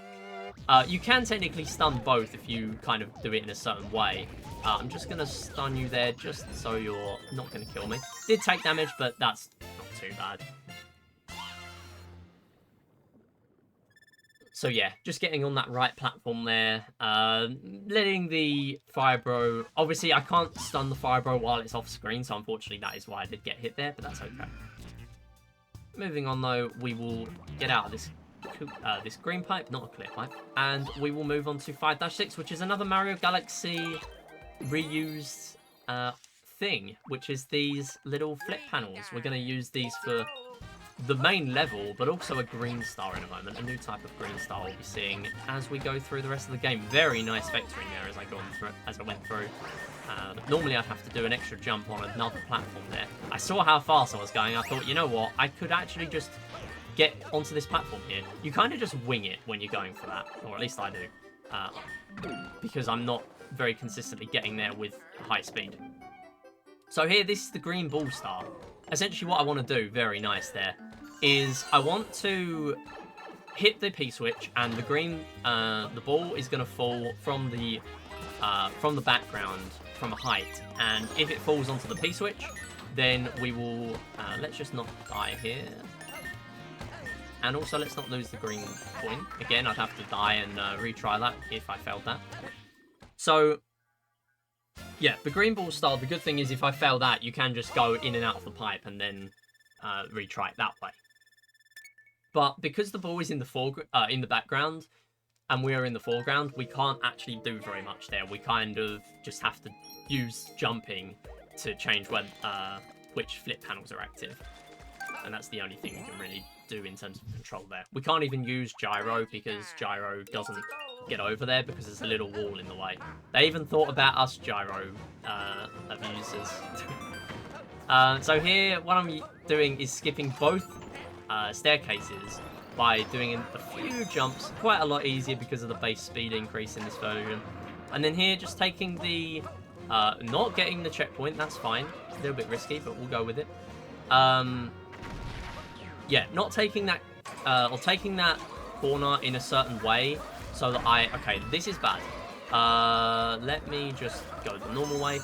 Yeah, so I was trying to do a spin jump, and then do a wall jump on that, and then get on the grey brick that way. But when you actually get to do that movement is when the bullet bills get right in your way, so it's very difficult to see what you're doing. Now here I'm actually having to activate these spotlights to get bullet bills to appear. If I wanted to, especially in other runs where I have something like a cat suit, let's not do that. I have just fallen down the whole thing. Yeah, in other runs where I'd have the cat suit, I could use the little spring enemy that I popped at the beginning to my advantage. I could do a ground pound onto that enemy. We'd get a massive spring jump, and we'd be able to land on those grey bricks. We'd be able to just climb in and grab the green star. But here, we can't really do that because we don't get nearly enough height from just the ground pound spring jump to get into that set of grey bricks. So we do actually have to do it fairly normally. And then here's another Luigi level. We'll be using Luigi again for a little bit more vectoring. And it's another catsuit level. But it's not really one that you need catsuit for the main level. Although, this is our final level where we need... Let's not die. We actually need... Okay, let's do a spin jump here. Where we need 2 controllers. So I will pop that second controller later on in the level. And essentially what it is for is just a very simple concept of just wall jumping and then Odyssey diving into the other direction to grab a green star. There's not really anything too technical to it other than that. here, making the early cycle with that green coin. In fact, or green star rather, because there are actually 2 boxes on that cycle. One of them does not have the green star and one of them does. Good thing is here, I have a mushroom to pop. So I'm going to pop the mushroom as I'm spawning in Mario. And here, I'm going to do the same thing as earlier. I'm going to stay crouched. I'm going to keep the controller in a set position. And I'm going to move Luigi over. With Mario, I'm just going to get on there, do that movement, and then get in the box. And Luigi will get straight in there as well. So here, from now on, Mario can actually just stay bubbled out of the way. In fact, I do want to get him out of the way, because if he is in the way, he is going to get hit. And if he gets hit, I lose like half a second. I would rather save that half a second. So let's just keep him out of trouble. If we do the same thing every time here, though, he should not get hit. It's a very simple boss. And I can just do those little Odyssey dives into him just to speed up even more than I already am.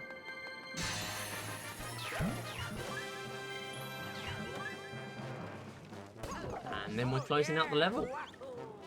So that is the final one, as I said, that we're going to be needing multiple controllers for.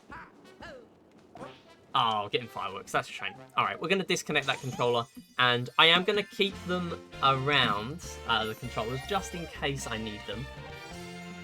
Because there are some stars later on that just involve a little bit of technical platforming that would be advisable to at least have the controllers ready just in case I need them.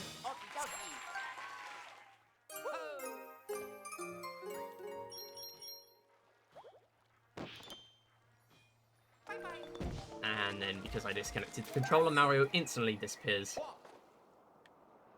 And we move on to World 6.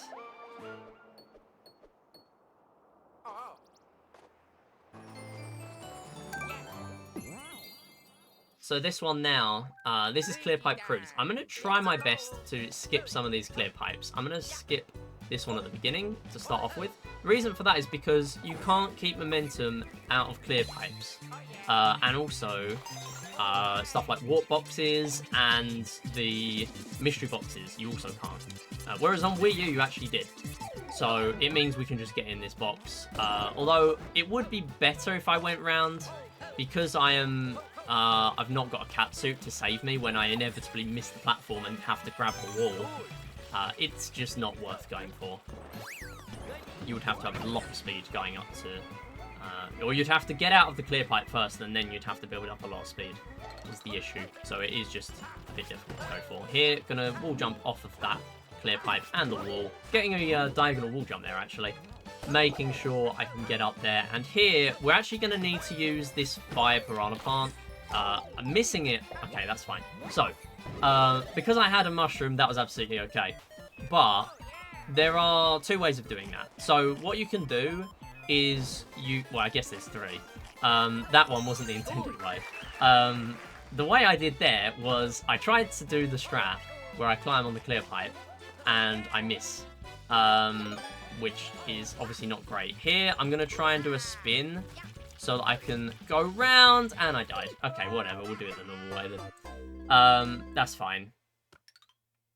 So, essentially, that is literally just called clear pipe strats. So if you do that, you can skip going in the clear pipe, having to deal with the fuzzy cycles, which don't perfectly line up. There, though, we'll just go around. That's absolutely fine. We've already grabbed the star, so we don't have to do that again. So, essentially, what I was trying to do with that clear pipe is I was trying to climb on the rim of the clear pipe. So, essentially, how it works is you can climb on the edge. You can't climb in the middle, of course, because if you go in the middle, you go in. But the outside part of it, very tiny part of it, you can climb on. So, it does mean you can go for that. I'm taking damage here, so I might as well just go the quick way. It's faster than getting back in the other side of the clear pipe and waiting for those fuzzies to get out of my way.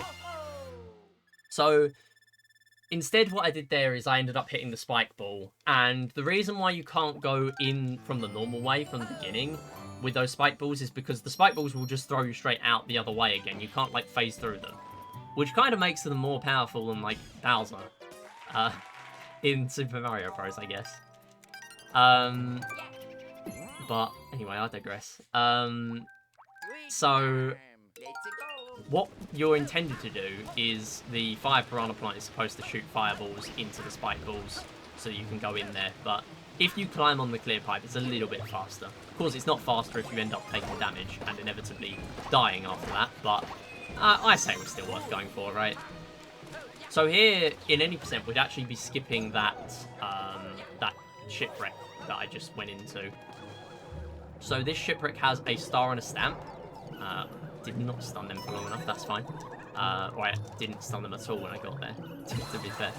So, grab this star and then get out. If I was very quick here, we could actually use this star to kill the bullies as soon as I get to that section.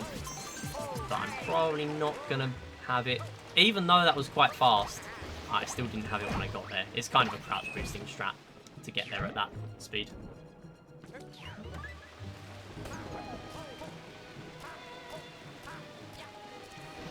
And then here I'll wait at the flagpole again. And that was quite a nice level, actually.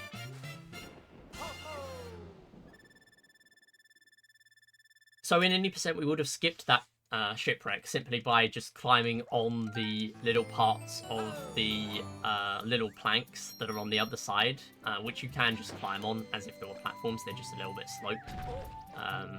But they do let you just stand on them like normal platforms. And yeah, it's a very nice skip to be able to do because it only skips one green star in any percent. Obviously here, it's just better if we go this way round because we need the stars anyway. Now this is a Fire Bros hideout. However, there aren't just Fire Bros here. There are lots of different bros. There are all 3 bros that we're having to deal with. And actually here, quite a funny strat in the corner there. If you stun that boomerang bro, because I wasn't going to get over to him very fast, I thought I'd just go for the backup strat, which is stun the boomerang bro so that he can't catch his own boomerang and he dies from his own attack, which is quite funny. And there, the fire bro actually killed one of the hammer bros too with one of the fireballs. So there's a lot of stuff you can do there which speeds it up just a little bit, especially if you're using no items, because without items you just kind of have to hit them all in the head, which is a lot harder to do fast. Now this is a very fun level, another one of my favourites, Hands on Hall. This is one of the only levels, if not the only one I'm fairly sure, on Wii U where you had to have the gamepad on, otherwise it would not let you into the level. So here, of course, we're able to use gyro controls. That's why it's pretty much at every opportunity it gets telling us to use the hand to get through. That other piece which is just going to activate a coin area, I believe. This one, though, this is a star, so we do need that. And then here, get in this box. And if this was any percent itemless, we would actually be finishing the level here after I grab this green star. We wouldn't even need these coins. And the reason for that is because, again, we only miss one green star. And it's just a lot faster to do the funny skip, which is possibly one of the skips that a lot of people would have found casually. Essentially, with this propeller box that they've conveniently given us on a level which is not unlocked for the end of the level, what you can do, let's not go that way. That way's the stamp. What you can do is you can just use the propeller to get to the end. Oh, that's fine. That's okay. Use this gong, get in this mystery box, and we will hit this spike for the star. This one we actually can't grab early because that one is behind the gates. So yeah, this is literally just above the section we were already in. So all you need to do with the boomerang box, that would be an interesting power-up. Just making up my own power-ups now. The propeller box is you can literally just use the propeller and you get up there and that's it. Very funny skip to do. But unfortunately we'd have to do the level again if we were playing this run because we need all the stars. So now this is a very interesting strat coming up. Or it would be if we were doing any percent. So this is a very cycle-based level. These are global cycles. A lot of the stuff in this game is a local cycle, or I don't know if it's local cycle, or whatever the word will be. I guess that makes sense to call it that rather than a global cycle. But these are global cycles because the rafts can't collide into each other. That wouldn't make any sense. So what we have to do here is... Oh, I might have gone in that a bit too early. That was, like, frames away from death. Okay, and that was also very close to death too. So, essentially here, we want to make it onto a very early raft. That was quite a funny kill. Let's just use a ground pound. You know what? Let's just go this way. And let's still not make it. Sure. The good thing is we can't... Okay. Oh, no. Well, that's not a good thing. But the good thing is we can't make an early cycle with an itemless anyway, or the way I do it anyway. I mean, it would have been nice to, like, get straight up here. There you go. Was it that difficult? So now I need to grab these green coins. And now, actually, I might be able to make said early cycle because... Yeah, there we go. It's not the early cycle, but it is an early cycle. So I'll take it. It's the early cycle when you die.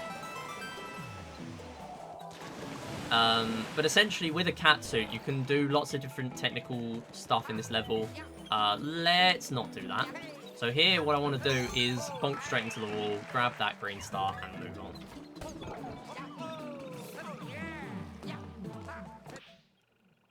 So with a catsuit, you can actually just get quite far ahead in the level, and with crouch boosting, you can do it even better. Personally, I use Peach, because it means that you also have the Peach float for stuff like that clear pipe, so you can go in the clear pipe slightly early if you go in from the far side rather than the close side.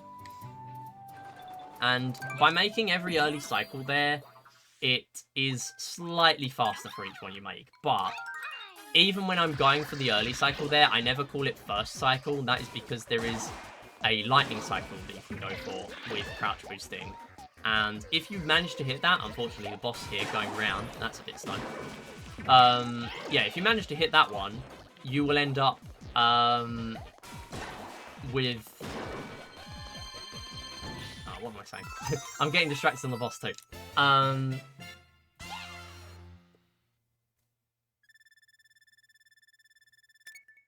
Yeah, so if you hit that, one,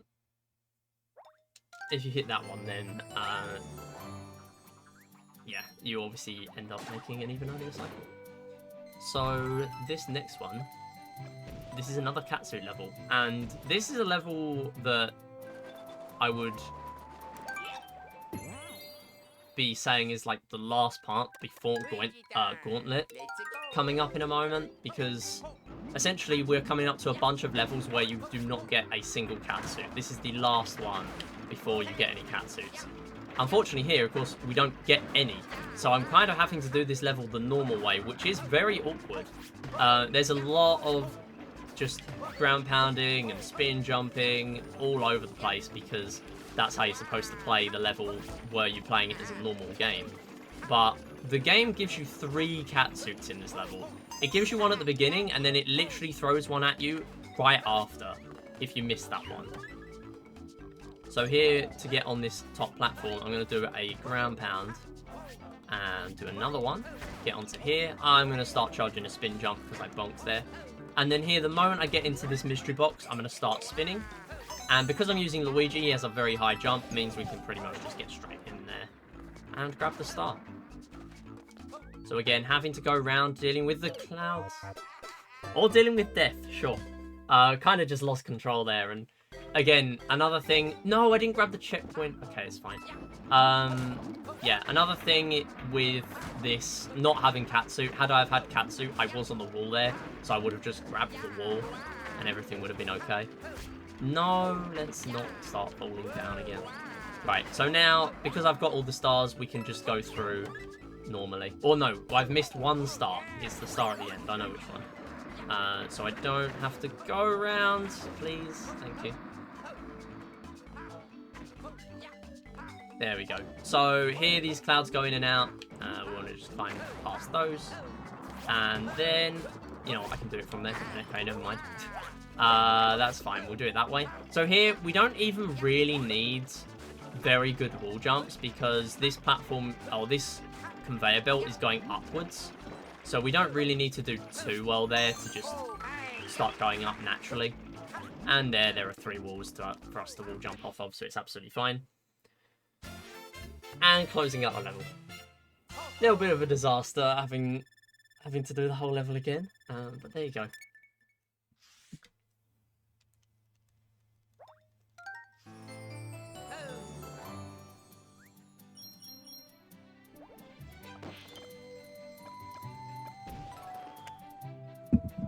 So next level is 6-5.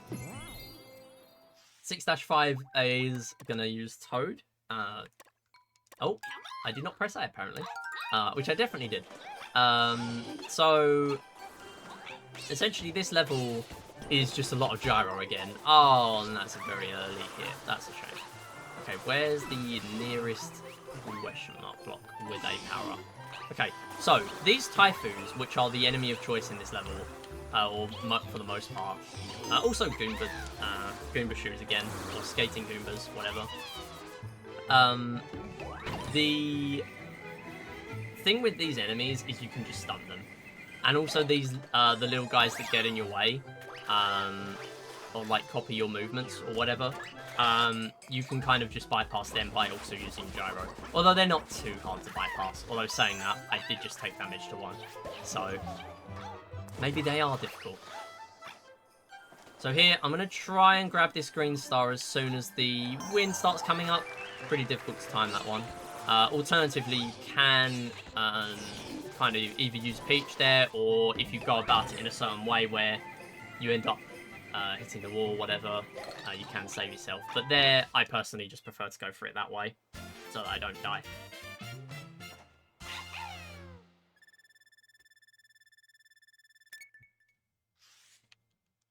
And there, as you would have noticed on that mystery box, we did use Ice Momentum again to grab that green star.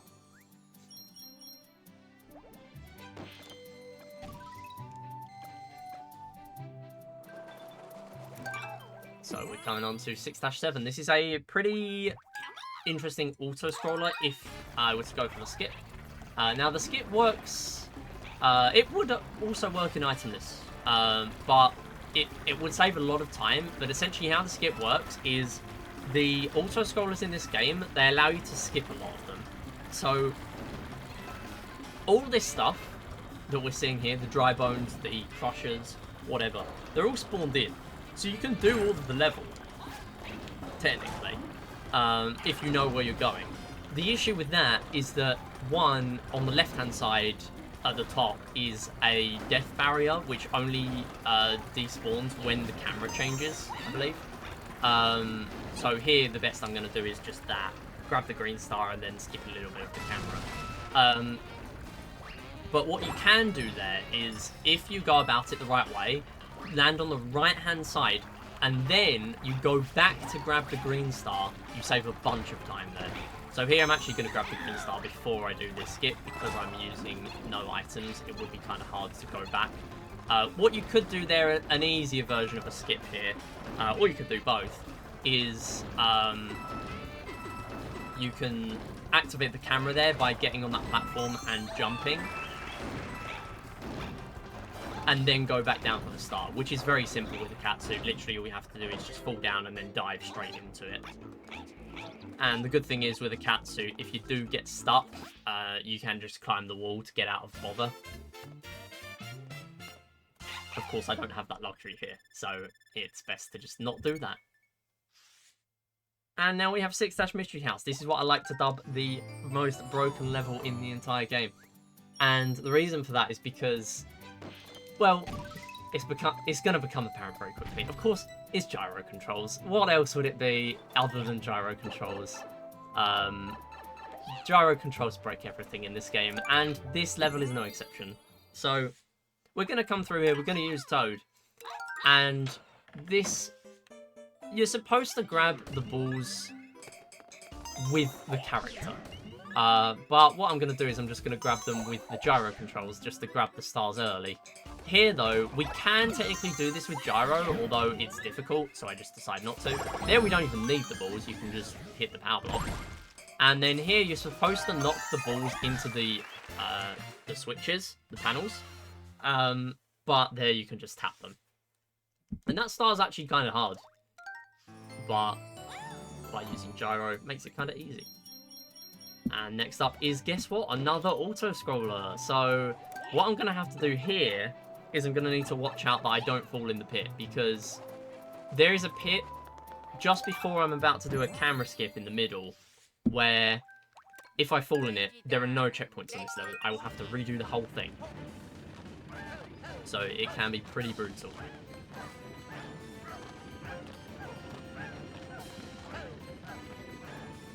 So this level has a lot of fire bros and hammer bros that will try and get in my way. The thing is, they only activate when I personally get to that point. So if I'm always at the front here, they're going to activate quite early. But if I stay back on this platform, we are going to stay for so long that that fire bro, or that hammer bro rather, is literally just going to stand there until I get to the point. So here, I might as well just do that, use gyro, and hit him.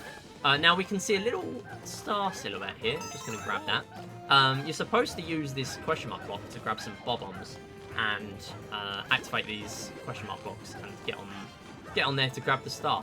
But we don't really need to do that. Here, again, going to stun that fire bro. And I'm just going to pop that bob-omb just so I can grab the bob-omb when I need to. Here, I actually need to wait for a little bit just for the grey block to spawn in. Hopefully I've got the green star. There we go. You do have to wait for a little bit longer so the green star actually does spawn though, even if you have broken the grey block.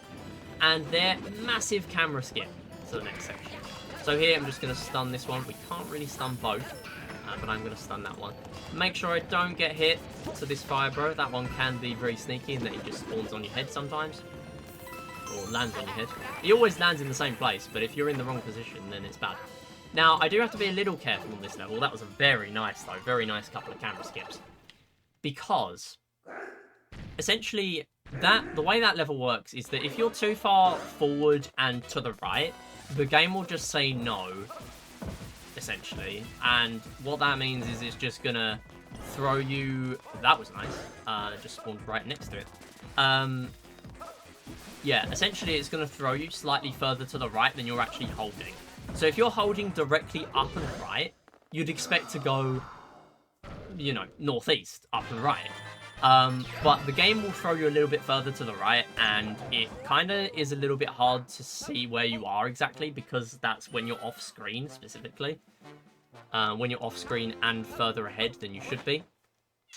So that's why I kind of play a little bit safe at the ending there, whereas on the tank level in World 2, 2-Castle, I will pretty much just keep jumping as much as I want to try and do the camera skip, because there's no reason not to. There's no way you can die on that level. Whereas on this level, there's nothing stopping you from diving off the edge. But on 2-Castle, even though there is a massive hole on the other side, essentially, it's supposed to not actually be a hole you can fall in. Kind of as if there was a wall there, but it's a wall you can see through. Kind of like you're boxed in. So next up we have another extra mini-boss. This is Motley Boss Blob. Just to make World 6 even longer than it already is. We're going to use Luigi here. And Motley Boss Blob is kind of hard to deal with if you don't know how to. Which was me for a very long time before I knew about a very easy strat, which is walking around the edge. And walking around the edge means you cannot possibly get hit unless you do a silly by the actual boss. So when he does these jumps, he's always going to do the same amount of jumps. Then when he spawns, he's going to spawn into Motley himself and a bunch of blobs. Thing is, Motley, I don't know how I didn't get hit there. Motley will always go towards the middle, the actual boss. And the blobs just spawn randomly. So as long as I'm doing this strat, he will always go towards the middle, so we kind of know roughly where he's going to go, even though it's a little bit of luck. There I do grab double cherries because I like to play at least a little bit safe there. It's not worth grabbing the double cherries because it means we have to do a little bit of waiting here. Even if they all go in the pipe at the same time, you have to do a little bit of waiting, and it's just a bit slow. But I do like it for safety.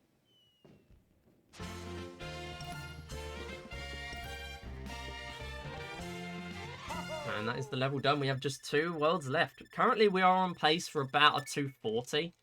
There are other things that can go wrong in this run. That is why it's at the 255. I've actually only had a couple of runs that I've hit 255. Yeah, it is a pretty technical run. I mean, a lot of the time save does rest on whether I hit those multiplayer skips first try. We've hit all of them now. There is just one more level where there are some quite hard itemless stars.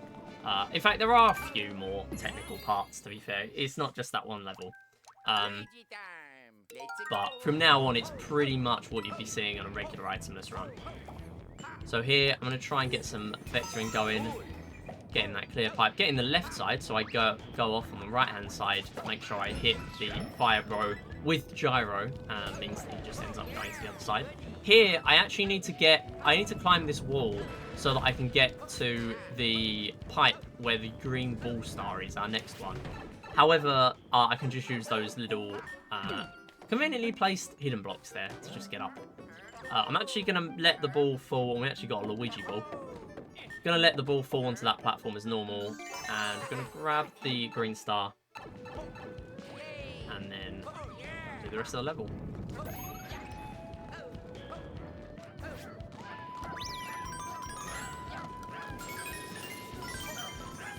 So here we grab that green star, using the gyro to grab those green coins early.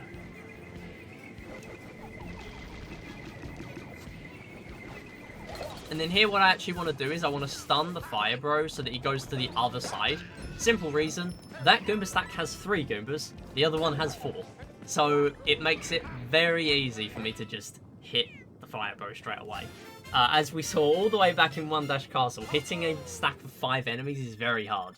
Because in that one, that was even harder, because that wasn't just hitting the top enemy, that was trying to get the green star, which was essentially a 6th thing in the stack. But they're making it so there's one less thing in the stack does make it a lot easier. So here we're going to do a little bit of menuing, world map menuing, which means I'm going to skip 7-2 for a little bit. We are going to come back to it later. And 7-2 is the culprit for why we cannot do a full all stars, no post-game itemless. We are only going to grab 2 stars on that level, and we will see where exactly that happens when we get there. So this level is a little bit of a menace. So this one is notorious for dropping inputs. I have had, I think, a record of 4 dropped inputs, 3 or 4, in one play. And this is a very short level, so to get 3 or 4 dropped inputs is something else. Now, the only time save I can really get, other than not dying to dropped inputs, is grabbing those green coins early, which I did do, to be fair. And also, I guess, grabbing the stamp by accident. So here, essentially the reason why the level breaks... Oh my goodness, I've died. Okay, that's fine. I lost my speed. I was trying to do the skip there, skipping the clear pipe. That's fine. We'll have to redo that. No stars now, though, so we can just speed through.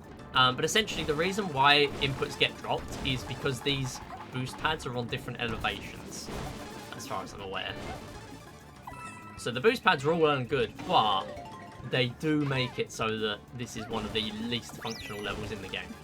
In fact, I'm not quite sure how this has become a thing, but it is a thing that we have to deal with. And now I don't have to grab the green star, we can just stay on this path.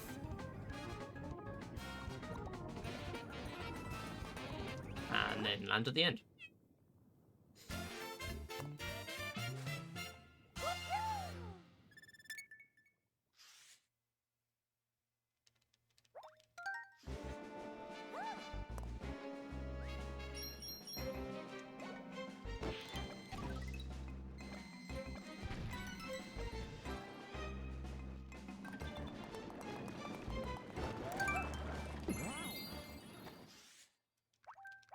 Luigi time. So this is one of the most technical levels that I do. So I'm going to be using... actually, why am I using... Okay, I'm using Luigi. I'm supposed to be using Peach here. That's fine. We are not going to back out now. We're going to use Luigi. So Luigi makes this quite difficult because I'm going to be having to deal with not having a Peach float. You know what? I'll add a little bit more difficulty to myself. Why not? I mean, technically it is faster to use Luigi, so as long as I get through the rest of the level, absolutely fine. This will be a time save. So they're just cutting off that corner. I am going to grab the checkpoint because this is almost certainly going to go badly. Now I'm using Luigi. So, essentially, Peach would allow me to have that Peach float. It means I can do a lot of this platforming a lot easier. Although, to be honest, this is one of the first levels I should really change over to Luigi. In any percent, that is not what I wanted to do. In any percent, no! Okay, I did it twice. I accidentally pressed X both times. Whatever, it's fine. We'll do it again.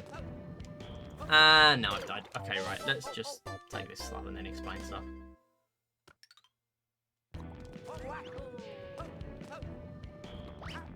So in any percent, okay, didn't make the cycle, that's a shame. In any percent, a lot of people choose to use Peach here for very understandable reasons, which are very clear now. Because if you get here without an item, there are no cat suits here. There is a Tanuki suit you can grab. But that's it really. Also here, I'm going to go for this skip. Essentially, no, we didn't get it. That's a shame. Okay, we're going to have to do this again and kill the bullies this time. That's fine. Okay, we'll wait for that cycle. We're doing this one step at a time. This is what I get for not using Peach. So, Peach... what? Okay. Okay, actually, I can't wall jump off the log. That makes sense. So, the Peach float would allow me to skip that final platform. Whereas, it's a lot easier to skip that final platform if I had a cat suit with Luigi. Which is probably why I still use Peach here. I'm fairly sure it is possible. I was very close to making that. So here, I can actually hit these bullies early and actually getting the different interaction as I was talking about earlier. Dragging the cursor onto them rather than tapping is a little slow. Finally finishing off the level there, and that's fine.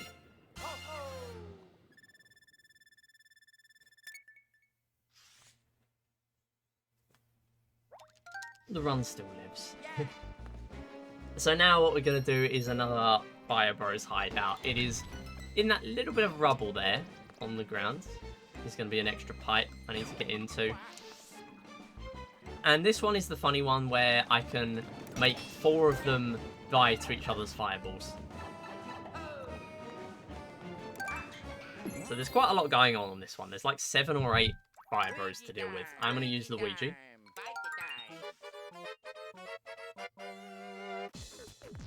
So as long as I get into position quite early, they will all just die. And then actually one of the others also died to another fireball because of the way I was positioned, which is quite nice. Closing out the level. And yeah, saving quite a lot of time there actually, because I think last time I got there with no power-up. And again, when you get to a mini-boss with no power-up, it is pretty brutal. Or no mushroom, I should say, because this is itemless anyway. Moving back, we're going to use the world map warp because that's faster, and then we're going to go to 7.2, which is what I skipped earlier. That is optimal for the map movement. So here, this is the level where I'm going to not be able to grab the final green star, or the extra green star. So here we're using gyro to hit all of these. There are the candles. If I hit all 4 of those candles with a... if I hit all of those candles with gyro, then I would have been able to... gyro with fireball. See, even gyro is not powerful enough at this level. Yeah, if I'd have been able to hit them all with a fireball, then we would have been able to do it. Now, you might be seeing those fire piranha plants and thinking, well, you can fire back the fireballs from fire piranha plants. Can't you just do that? But to those candles. And the problem is, you would have to go around like 3 different walls, and you can only do it you can only do it once, and then once you've done it, it will only go a little bit more distance, and that's it. So you can't get near enough at all to be able to pull that off.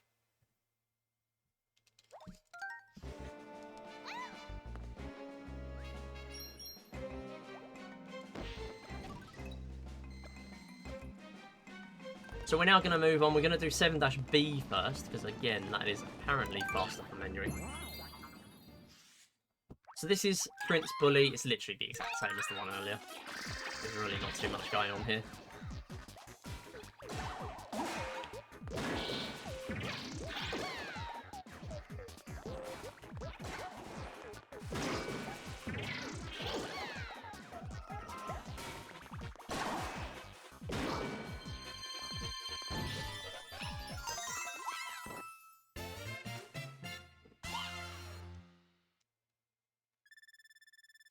And then next up is 7-6. This is another water level, I believe. So there is there are two quite similar water levels. One in World 7, one in World 8, which we are obviously going to see fairly close together, which is why I kind of get mixed up between them sometimes. This one is the very interesting one. Now, it's a very long level, about 3 minutes here, but this is one of the stars where I originally thought this would be the star that you can't grab itemless. However, that is not the case. Of course, we've already gone past that star, it's 7-2. So, we're going to get a mushroom here, but there would have been a fire flower. Okay, you're going the wrong way because you got hit by the hammerhead. There we go. I didn't really want to do the rest of this for a little bit with no mushroom. That would have been a bit risky. So, essentially, also, by the way, bloopers. How did they make bloopers so menacing in literally every Mario game? This is not an exception. Like, how did they make bloopers menacing in 3D World? But somehow they did. Honestly, like, the design of bloopers is genius, because they're just so irritating in every game.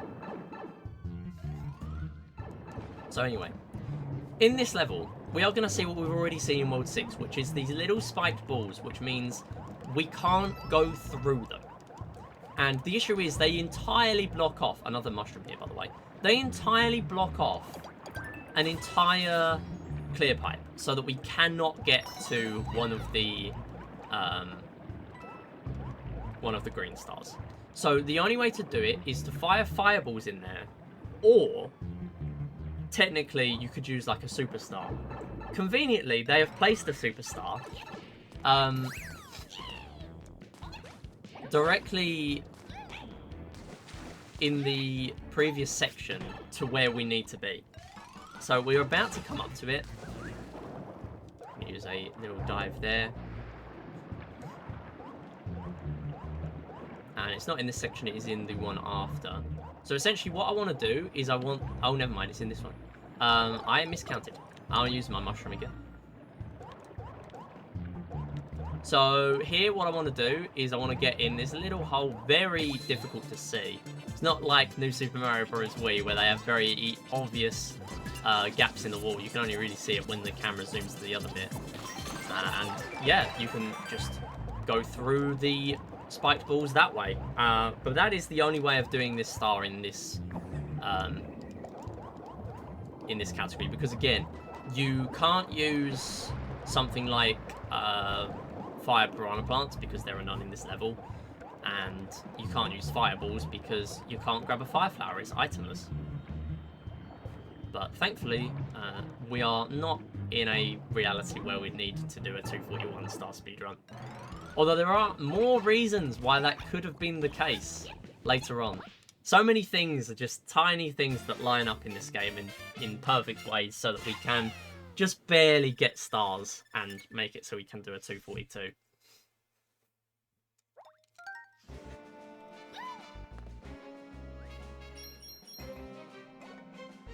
So we're now going to go back to do 7-A.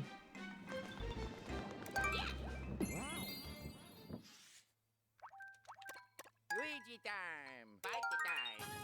And this is another one where we can hopefully get a one cycle. Hopefully we can get one of the two. And the boss works fairly similar to the one before. Oh, he's hit the other one. That's okay. I did just change over because I was getting a bit worried about how close he was getting there. But that's okay. This one is actually easier in terms of the start to get a one cycle because the boss doesn't spawn in the boulders from the beginning. Or the boulders are not immediately spawned in. But because of the lava balls, it actually kind of does make this a little bit harder if you don't know how to deal with them.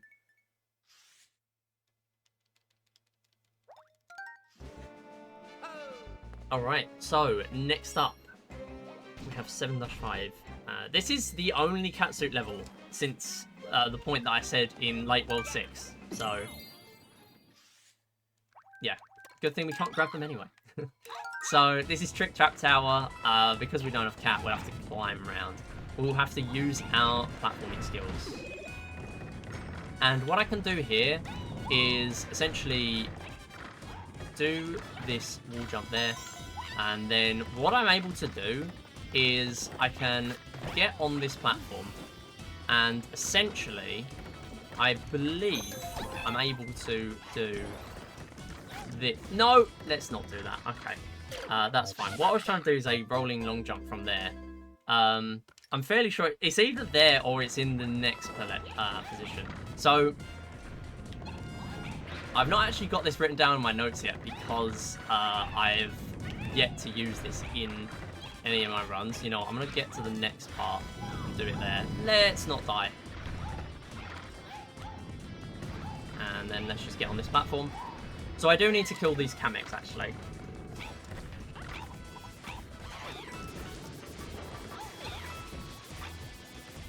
Sorry, Hayden makes this very difficult to maneuver. We'll grab this star and then we'll move on to the next section. We're not going to use that lift, we're just going to go straight through. And if you hold crouch here, you just land. Oh, let's not land in lava though. Yeah, I did also do that long jump, which was not great. So here I want to kill as many of these enemies as I can before I then have to do the escape sequence. Actually not killing that first one, that's fine. I am going to miss out that key though, because we're going to come back to that in a minute.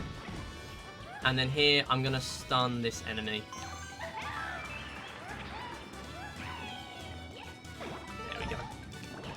So, because I've collected this key not last, it means that we don't have the camera panning as soon as the escape sequence starts, which kind of makes it easier in a way. That is not great, because I do not have a power-up. There we go, just about able to use those invincibility frames there, those iframes. So, essentially, by grabbing a key that is earlier on in the level, as the last one, the camera will pan less as well. So it's not just beneficial if you like starting the escape sequence not as the camera is panning, it's also slightly faster. Only by frames, but it's still frames. Frames are frames. They still count. So now we move on to another Captain Toad.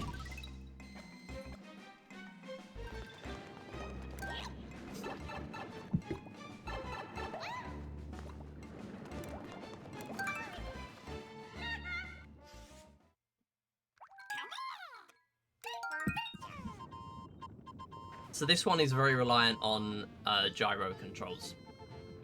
So whenever we want to go on one of these thwomps for a ride, we are going to need to use gyro to make sure they're there exactly when we need them. So this one, I'm going to just stun just for a little bit because I lost my sprint speed there. Oh, I fell down. That's fine. We'll start running just to charge it up again. Cool. So again, we need all 5 green stars to clear this, and I'm going to stun this one because it needs to be absolutely at the top for us to ride it. If it's not at the top, we can't get on. And also, whenever you let go of the cursor, the enemy will stay stunned for about a second longer, so it is hard to do the exact movements needed for the fast gyro controls on that level.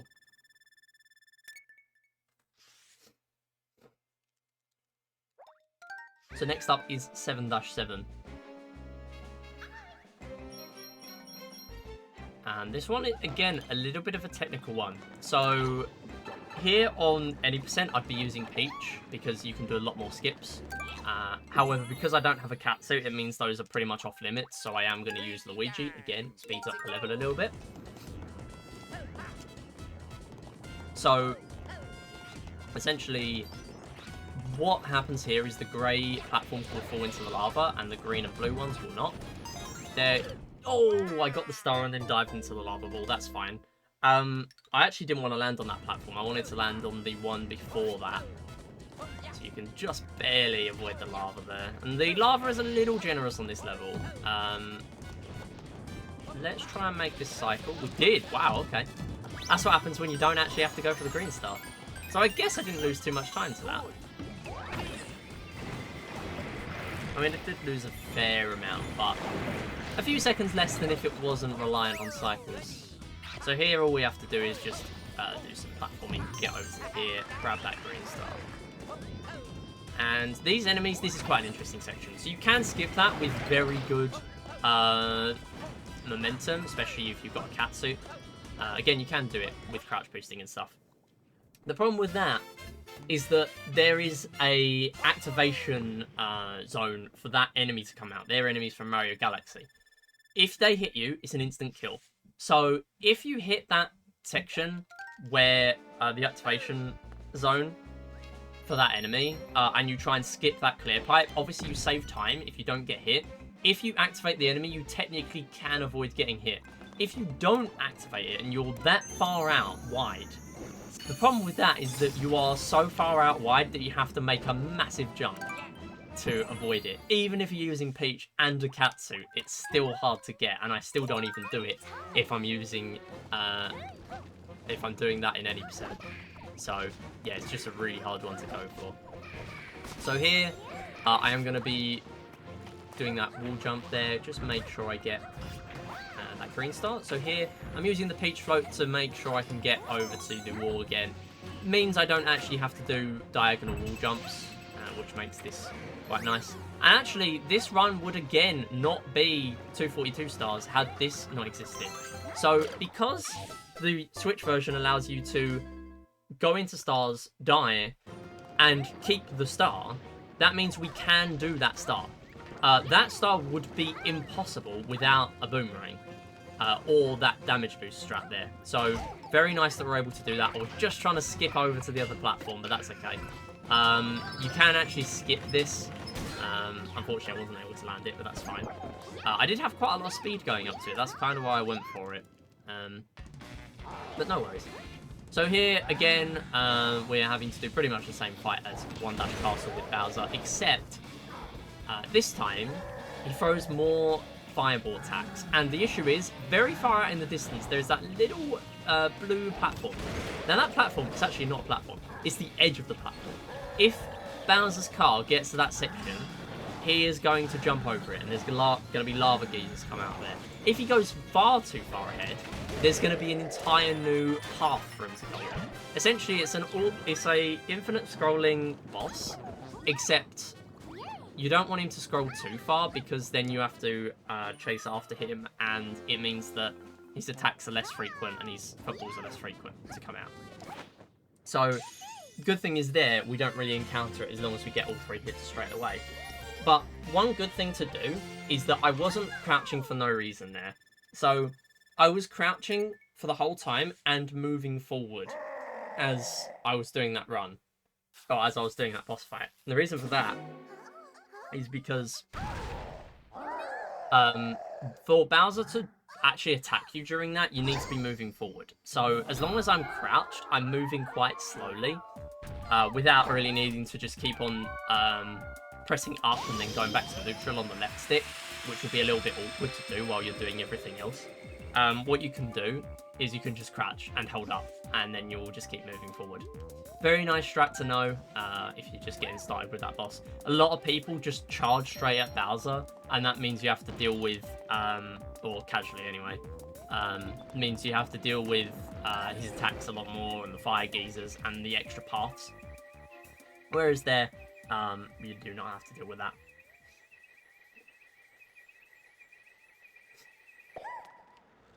So we're moving on to the final world right now, and again, just to reiterate, we are on about 10 minutes under estimate. I know this isn't running ahead of schedule right now, so we are on pace for about a 2:45, I would say. It could go lower, like a 2:42, but that is the pace we're on right now. So we're coming up to this level, another catsuit one. We are going to have to actually have a pretty difficult green star to do in a moment. Barely made that jump. That saves like no time. I'm glad I made it though. Better than dying. So there is a green star in a moment that is kind of hard to do without catsuit. I am just going to do this normally.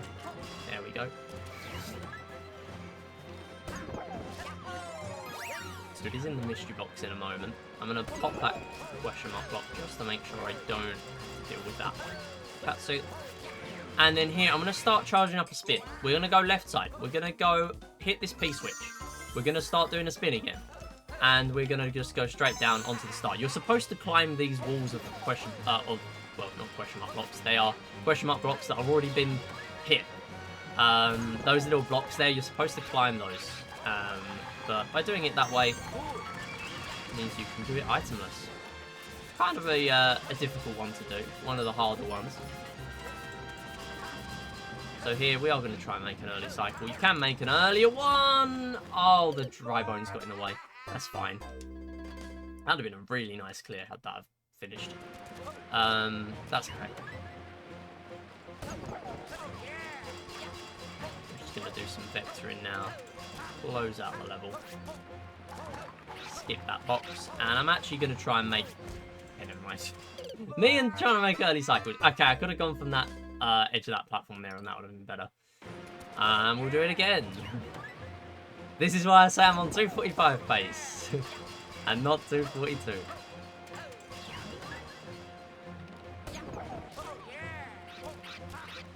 There we go, that's a lot easier to make.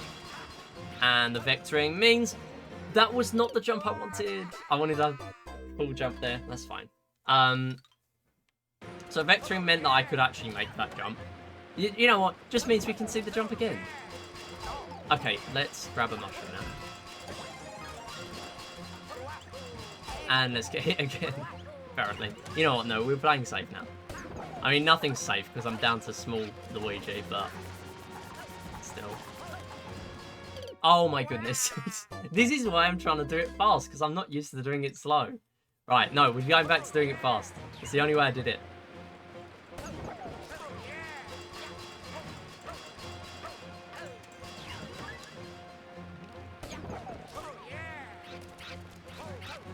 Oh, come on. No! Okay, we can still make the early cycle. Cool. I mean, I say early cycle as if it's not like the 5th death. You know? Whatever. That's the level done, and we are closing it out. With all 3 stars, so it's fine.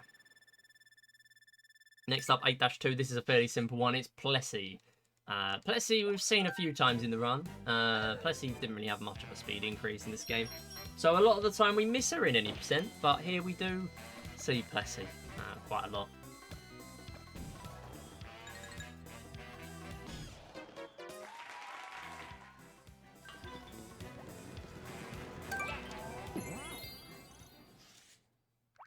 Luigi time. So it doesn't really matter too much who we choose. It's just slightly faster for the ending for us to use Toad. All of the time we're on Plessy, the character we use makes no difference. So here I'm actually not holding up. If you hold up, you go faster, but because of Plessy's slight speed increase, that cycle with that enemy to bounce off the enemy and get the green star there is actually misjudged when porting it to this version from Wii U with the speed increase. So you do actually have to hold neutral on the stick to make sure you can actually grab that green star. And then this next one, all we need to do is get our trusty cursor on the screen and pretty much just mash R, which is my cursor button, onto the Bowser statue, grab this green star, and close out the level.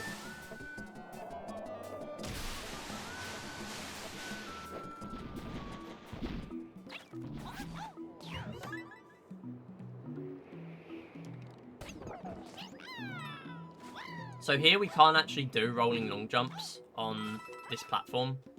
It's a little bit of a weird one. We can't do very much fast movement on that slope, so you kind of have to just go down. And also it's not a straight slope, so you just, if you just hold the ZL button to just go down the slope, you actually will go in a really weird direction. You can actually die doing it, which is obviously not great.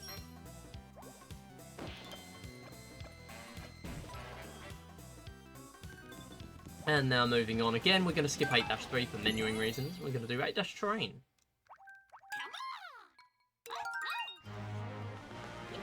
So this is another auto-scroller where there's not too much going on. All I can really do is get this star as early as I can, and apparently get hit, which is not great. I can stun the spike bar though, but that's actually not great because there aren't many power-ups in this level. But it's fine, we will go on. There is obviously that fire flower, but we can't really grab the fire flower because that is not a temporary power-up. That is off limits.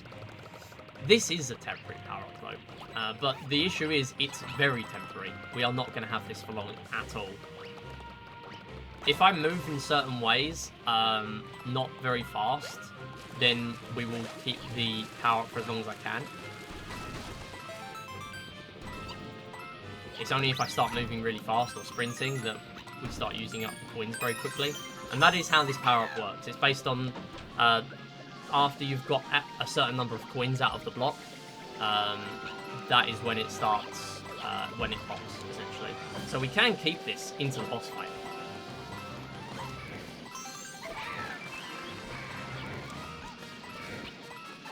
There we go.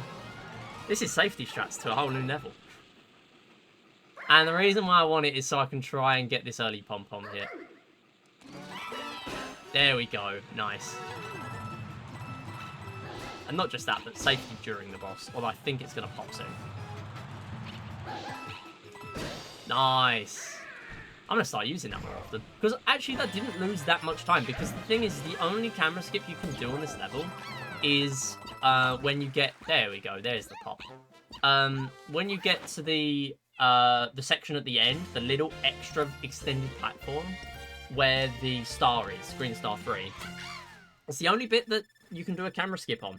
So, and the beginning, which is where I took damage anyway. So, really, that didn't actually lose much time. In fact, that was a gold. So, yeah, nice. That was a gold split. Which is good to see. I mean, I might start using that back up more often. I never really thought about that. Like, you obviously have to use some things to do that level. Like, for example, that spring block. There's not really a way of getting around that. You kind of just have to use that to get up in the fastest way, or in the best possible way. And the spring block will make you use a bunch of your coins. But it's not the worst way of going about that level. And you know what? Even if you do have a mushroom, you can still use it as an even better element of safety. Why not? So here we are doing a level where you can't see any of the platforms. You only see them when you're very close to them. Or, of course, if you're using gyro controls, which we are. Now, here, because I'm doing itemless, I can't really skip a bunch of these platforms. I'm going to have to do them for the most part. But I do want to end up on here. Use a spin jump. Unfortunately, didn't get high enough, but that's fine. We're still on the block. And then we can grab the green star. I can't really do that jump. It's a hard jump to make there. So that jump would have skipped to here. So I can make it, but there's every chance I just die. So there's not really a reason to do it. It's not worth the risk.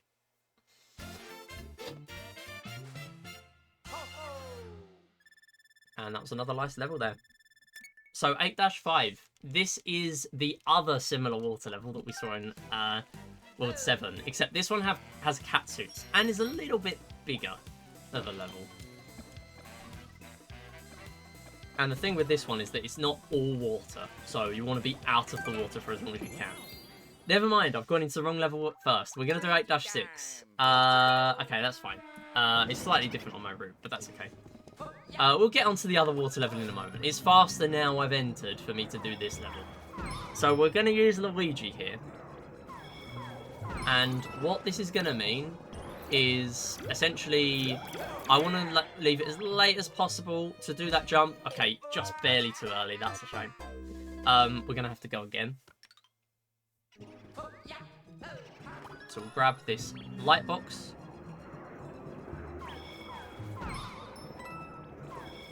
And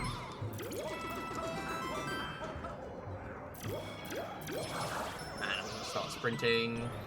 And do a rolling long jump. There we go. Nice and clear. So what you can do on this level is, at the end, you can do a lot of skips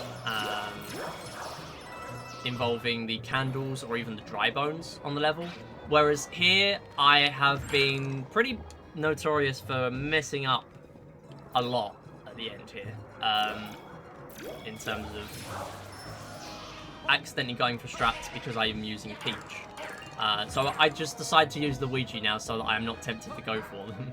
honestly. And also, it makes these parts where we're not on lifts slightly faster. I do need another light box so I can do this green star coming up.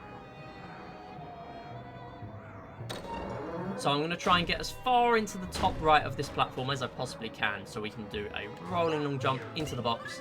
And this, if I take damage here, I'm going to lose this light box, and so I'm just going to be sitting here vibing with booze for 10 seconds, which is not a bad fate, to be honest. But, unfortunately, that would not get me a green star. So I do need to kill them there.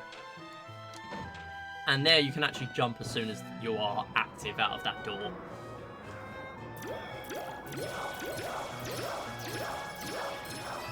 So here, essentially, the strat would be to climb on these walls, climb on the candles, which I can conveniently point out using the gyro controls, because the gyro controls, not even just useful for the speedrun, useful for me to point out what I'd be doing.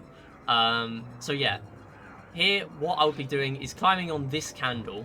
I would then be climbing around the wall, and as long as I grab the wall, you can change camera angles. Here, you can't change camera angles because I'm on the platform.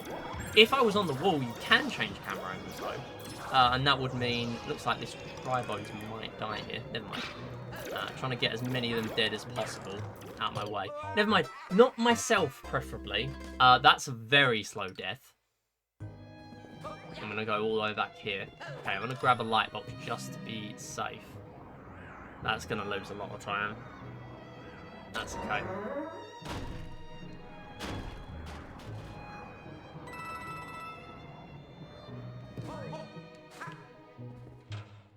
We're going to have to do this again. So, again, as I was mentioning, you'd climb on these candles, and what that means is, essentially these candles, although they look like solid platforms, they are solid, but they are also slightly sloped. And the issue with that is that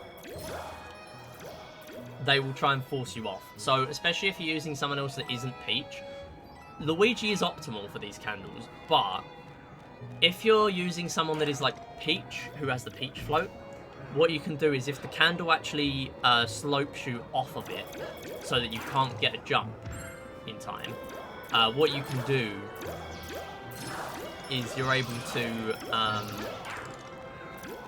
Okay, let's not fly this time. It's fine. There we go. What you're able to do is you're able to just use the Peach float and then climb back on the wall. The issue is here as well, we don't even have Katsu, so doing this itemless would just be absurd. And just not worth the risk at all.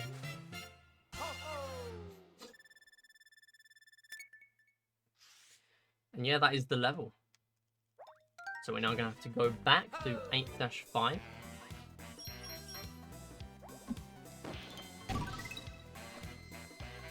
So this is what I was talking about. This was the interesting water level. So there's a lot of water bubbles. Another thing that is kind of more of a thing in games like New Super Mario Bros. Wii. They used it a lot in that game. I'm going to try and get as far over as I can before I get in the water, because air is faster than ground in this game, or in most Mario games. Now I'm in the water though. I'm going to skip the first collectible. That is a stamp. No need to get that. Get in this water bubble early, very nice. Sometimes I kind of get stuck. If you end up stuck here trying to do wall jumps, it kind of does get a bit hard to get into there. Here though, I'm going to do a little wall jump and then, or a little jump over there and then a couple of wall jumps to get that green star. And then this next one is also kind of technical. Can we get on Plessy, please? Thank you. So I want to avoid these enemies because they give a few lag frames every time you hit an enemy. Which is kind of obvious if I hit all of the enemies at the end there. Every one gives you a couple of lag frames, which means that just ends up being a little slow. It doesn't lose much time, but again, frames are frames. We're saving as many as we can. So here, I want to get a diagonal wall jump. Very nice. Able to make it onto there. I have had to do runs before where I've needed to use a second controller to get onto there. But luckily able to do it first try without, which is very cool.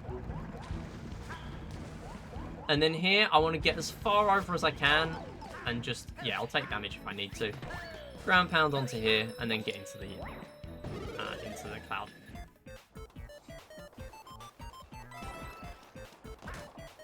So this one actually does not have a superstar, which is not ideal, considering you're intended to have a cat suit when you come over to here. Yeah, there we go. Nice making that. Oh, I was small there, so I was just playing safe. Make sure I don't go back out. Because again, cloud level means I would have to die and redo it for me to respawn the cloud.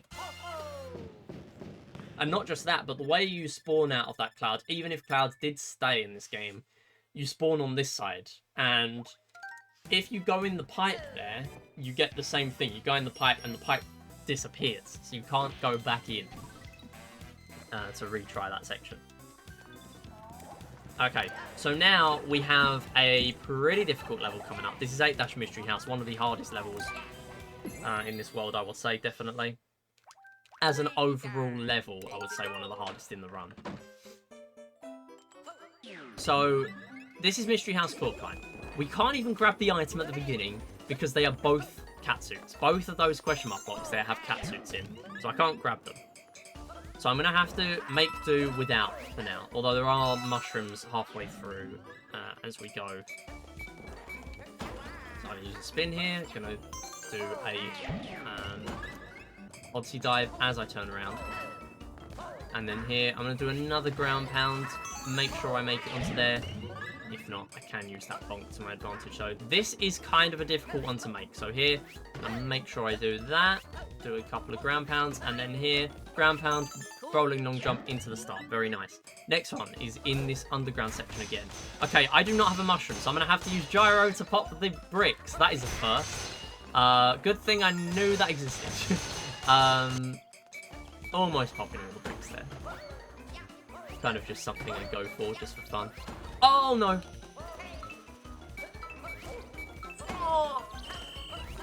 Oh my goodness, I can't believe I made that. Okay, that's unreal. I had to go for that blue block. I was convinced I would not make it onto that blue beat block there. I cannot believe I made that. Talking about the lenient stars there, that's incredible. It's not even over yet. That's not the hard one. This is the hard one. Of course, conveniently placed at star 10. If I go too early on these Odyssey dives here, we are making it. Very nice. If I go too early, we're going to dive in the wrong direction, and then we can't recover it. If I go too late, we're going to end up bonking on the next platform, and then we can't make it. So it's brutal, especially that's at star 10. Brutal. And as I mentioned really early in the run, some itemless runners decide to do 9 stars there and deliberately die on star 10, exit with 9, and that's their route because it's just that difficult. And honestly, I still do that as well because it's just understandable to do that. It's just a really hard start. So here we're playing Cookie Cogworks. We're going back to the beginning of the world because this is optimal for the mold map movement. So here, I'm going to try my best to end up as high as I can, although these are kind of auto-scrolling. We can't get through a 3D World run without loads of auto-scrollers, even if they're just platforms that auto-scroll. They're just obsessed with auto-scrollers in this game. Okay, this is not great, because I now do not have a power-up. That's okay. So here what I want to do is just ride the platform here. I can stun it at the end just to make sure I'm a little bit safe. Because you can die after you've grabbed the star there.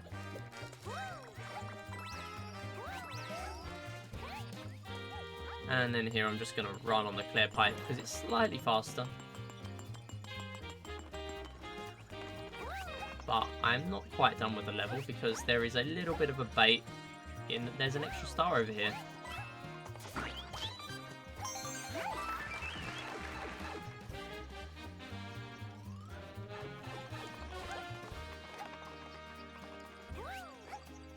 There we go, nice.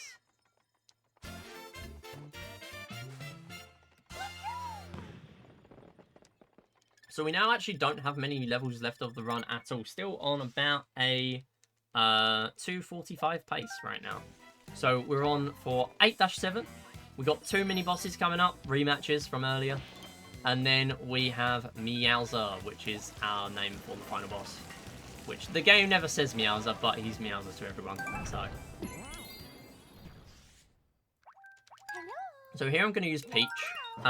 There are a couple of little skips I can do, which are kind of hard without Catsuit. But I am going to try them. There is an even bigger skip you can do if you have a Tanuki suit. But I am going to revert to my original strats, which involve Peach Float here. So here, the Grumblump hovers for a little bit, meaning we can just do that there.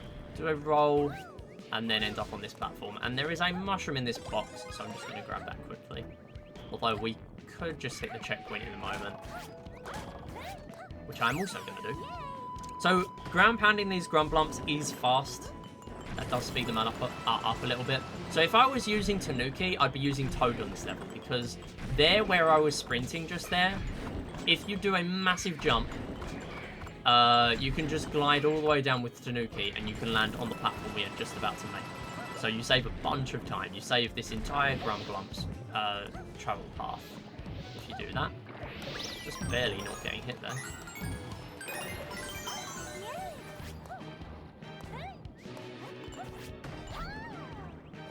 So this level's still not over. It's a fairly difficult one to do because the Grumblump is pretty hard to stay on at times. And if you fall off from going to the next part too early or too late, it's very difficult to recover. Even with Peach Float, very difficult. This is just one of those difficult levels, especially in multiplayer. If you're playing this multiplayer casually, I can imagine how difficult this would be. Talking of, yeah, there you go. Losing it there, that's a shame. We have to do 2 Grumblumps again. Okay, that's a shame. That's a lot of time lost.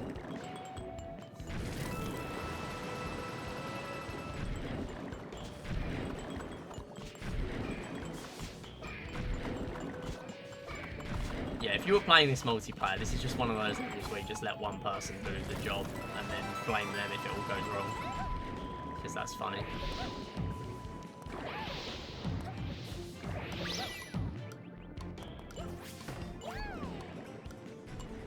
Barely making it onto the Grumblump again then. Just going to make sure I focus for this section because it's just a little bit of the difficult one sometimes.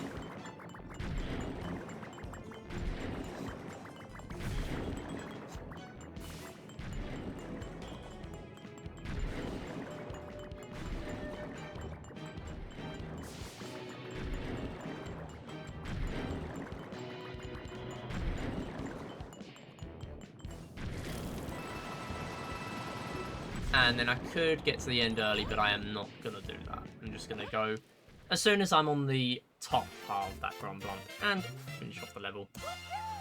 We now have 2 mini-bosses and Meowser. The mini-bosses will go pretty quick. And then Meowser is where the run will end. So I'm just going to do a star check. We have 5 stars left. We've got 237 stars already. That does mean we do have all of them.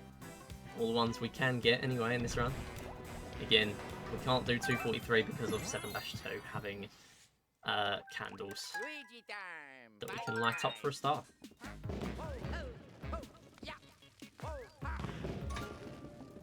So this is Monty Boss Bob's Encore. This is basically the same, except he's now going to spawn in gold waves. And if you hit those waves, you are going to take damage. We can still do our strat where we just go around the edge and we don't get hit. But these gold waves are really in our way for that strat. Now, there is another rematch for this boss called Cherry Motley. Or dubbed Cherry Motley because he's pink like the double cherries. Now, the issue with that boss is that the pink waves are even faster. But with our strat, they're literally out of the way by, like, they're not even in your way. For the entire level because they're just that fast. You actually just don't really have to deal with them at all. So yeah, it's definitely an interesting rematch. The fact that the gold one is technically the hardest, but it is technically true. Nice, good level. The cherries didn't actually lose me too much time there either. .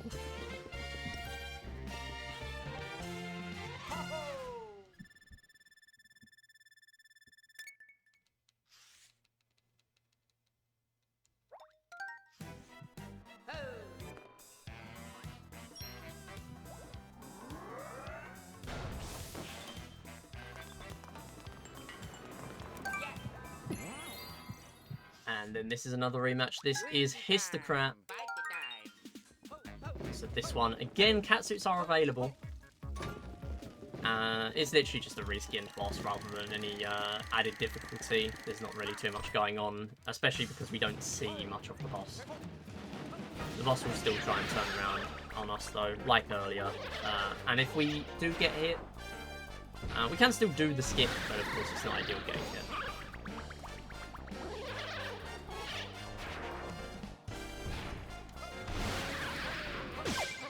Nice. Good level.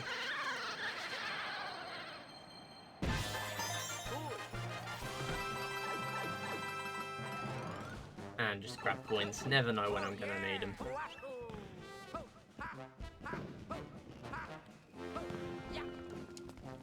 Let's get on the flagpole. Did skip fireworks though. And we're coming on to the final level of the game. There's another 5 minutes-ish of the run.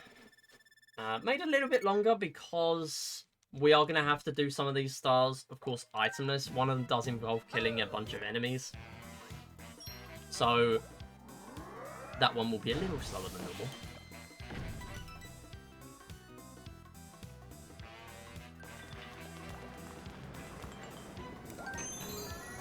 And we have our 239. As I said, we got 3 more stars before we have completed our 242. And we do need to enter this level with the 239 so that the run can end on the correct timing. We're going to use Luigi. And we're going to use this lift. Can't really make this jump all the way to the side. It's not really worth it because we'd just die. And what I need to do is make sure I don't forget the early star. Now there's a really early star, as we can see there, just on this side here. Very sneaky. Okay, that is not what I wanted to do, but whatever. Very sneaky that they put it all the way down there. Very easy to miss this the first playthrough. And then you kind of have to do the whole Meowser again. Makes you appreciate the boss fight twice, I guess. So there, missed the jump that time. We can just go for a wall jump.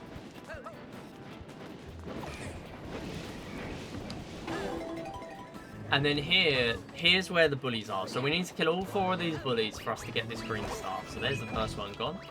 There's the next one. I'm going to try and roll into them because that's slightly faster. That one just doesn't really know what to do. Keeps spotting me and not spotting me. And I don't really want to use gyro because it will freeze the lift. And unfortunately, missing that other cycle. No, let's not freeze the lift again. I'm going to try my best to go as early as I can. There we go. And here is where we're going to get on the lift. Now, if we were using Catsuit, we would be able to do Meowser Skip, which is essentially charging up a bunch of momentum, loads of momentum, with crouch boosting, getting halfway through into the fight where the clouds spawn, which we can only now see. We actually, the higher up you get, obviously, the more you skip.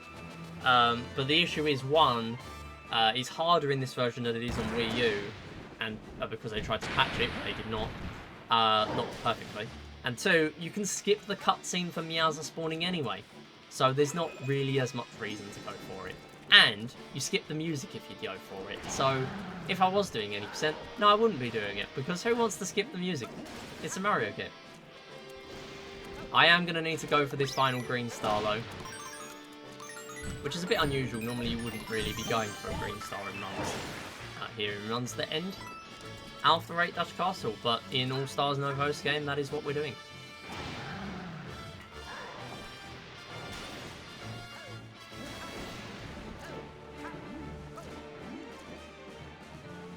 So there's not really much we can skip here. We can go ahead here, but there is one thing that is stopping us, and that is the invisible wall. It will only scroll when we get there with the camera.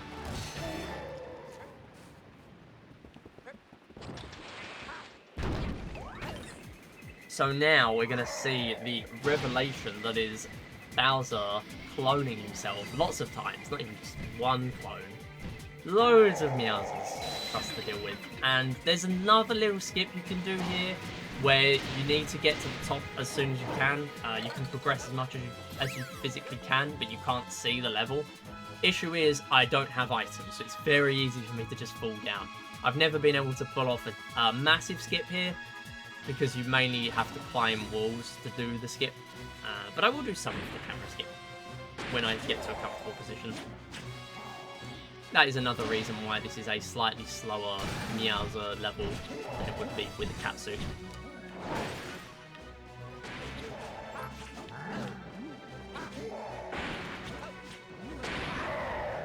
Need to make sure I know where the Meowser is spawning to.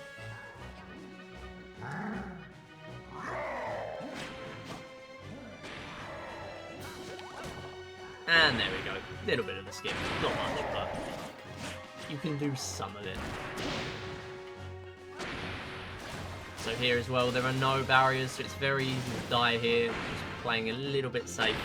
I would have to redo the whole of phase 2 of the Meowser fight if I failed this.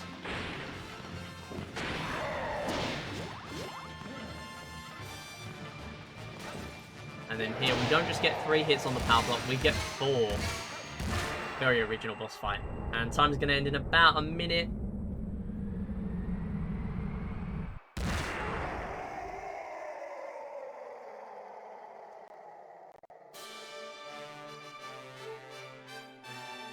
And then we'll be done. So we are on pace for about a 2:45, a low 2:46. Pretty nice run. I mean, there's a lot going on in this run, and it's a very long run. I appreciate that this is a very long run for a short event. So yeah, I appreciate this being accepted. Are we gonna make it 2:45? That is time there. On my end, I have, but I know that was very close. Yeah, I'm really happy with that. So, yeah, essentially, if you want to get into this run, yeah, join the 3D World Discord. There's lots going on. There's an itemless channel. There's channels for basically every category. There's also Bowser's Fury as well. Bowser's Fury is very cycle-based, but it is a fun speedrun if you want to try it. Personally, I haven't actually done any runs of it, but I have been interested in it, and it's a much shorter run as well. Any percent in 3D World is like under 2 hours if you find a decent route when you start, and Bowser's Fury is under half that. So yeah, really nice run. Caters for whether you want to do short runs, long runs. There are runs that are over like 10 hours in this game. True 100%, where you have to do every level once with all 5 characters. That's just a ridiculous run. But there is one person who's done a run of it right now. And yeah, I mean, shout outs to my community on Discord, on Twitch, I guess Discord as well. On Twitch, we do runs of this sometimes. I do a lot of other games. I've also got We Play tomorrow on the marathon. And yeah, we also do some quizzes sometimes if that's your thing. But other than that, that's pretty much it for me. Stick around for the rest of the event. We got lots more runs coming up for the day. So yeah, thanks for having me, and that's going to be it from me.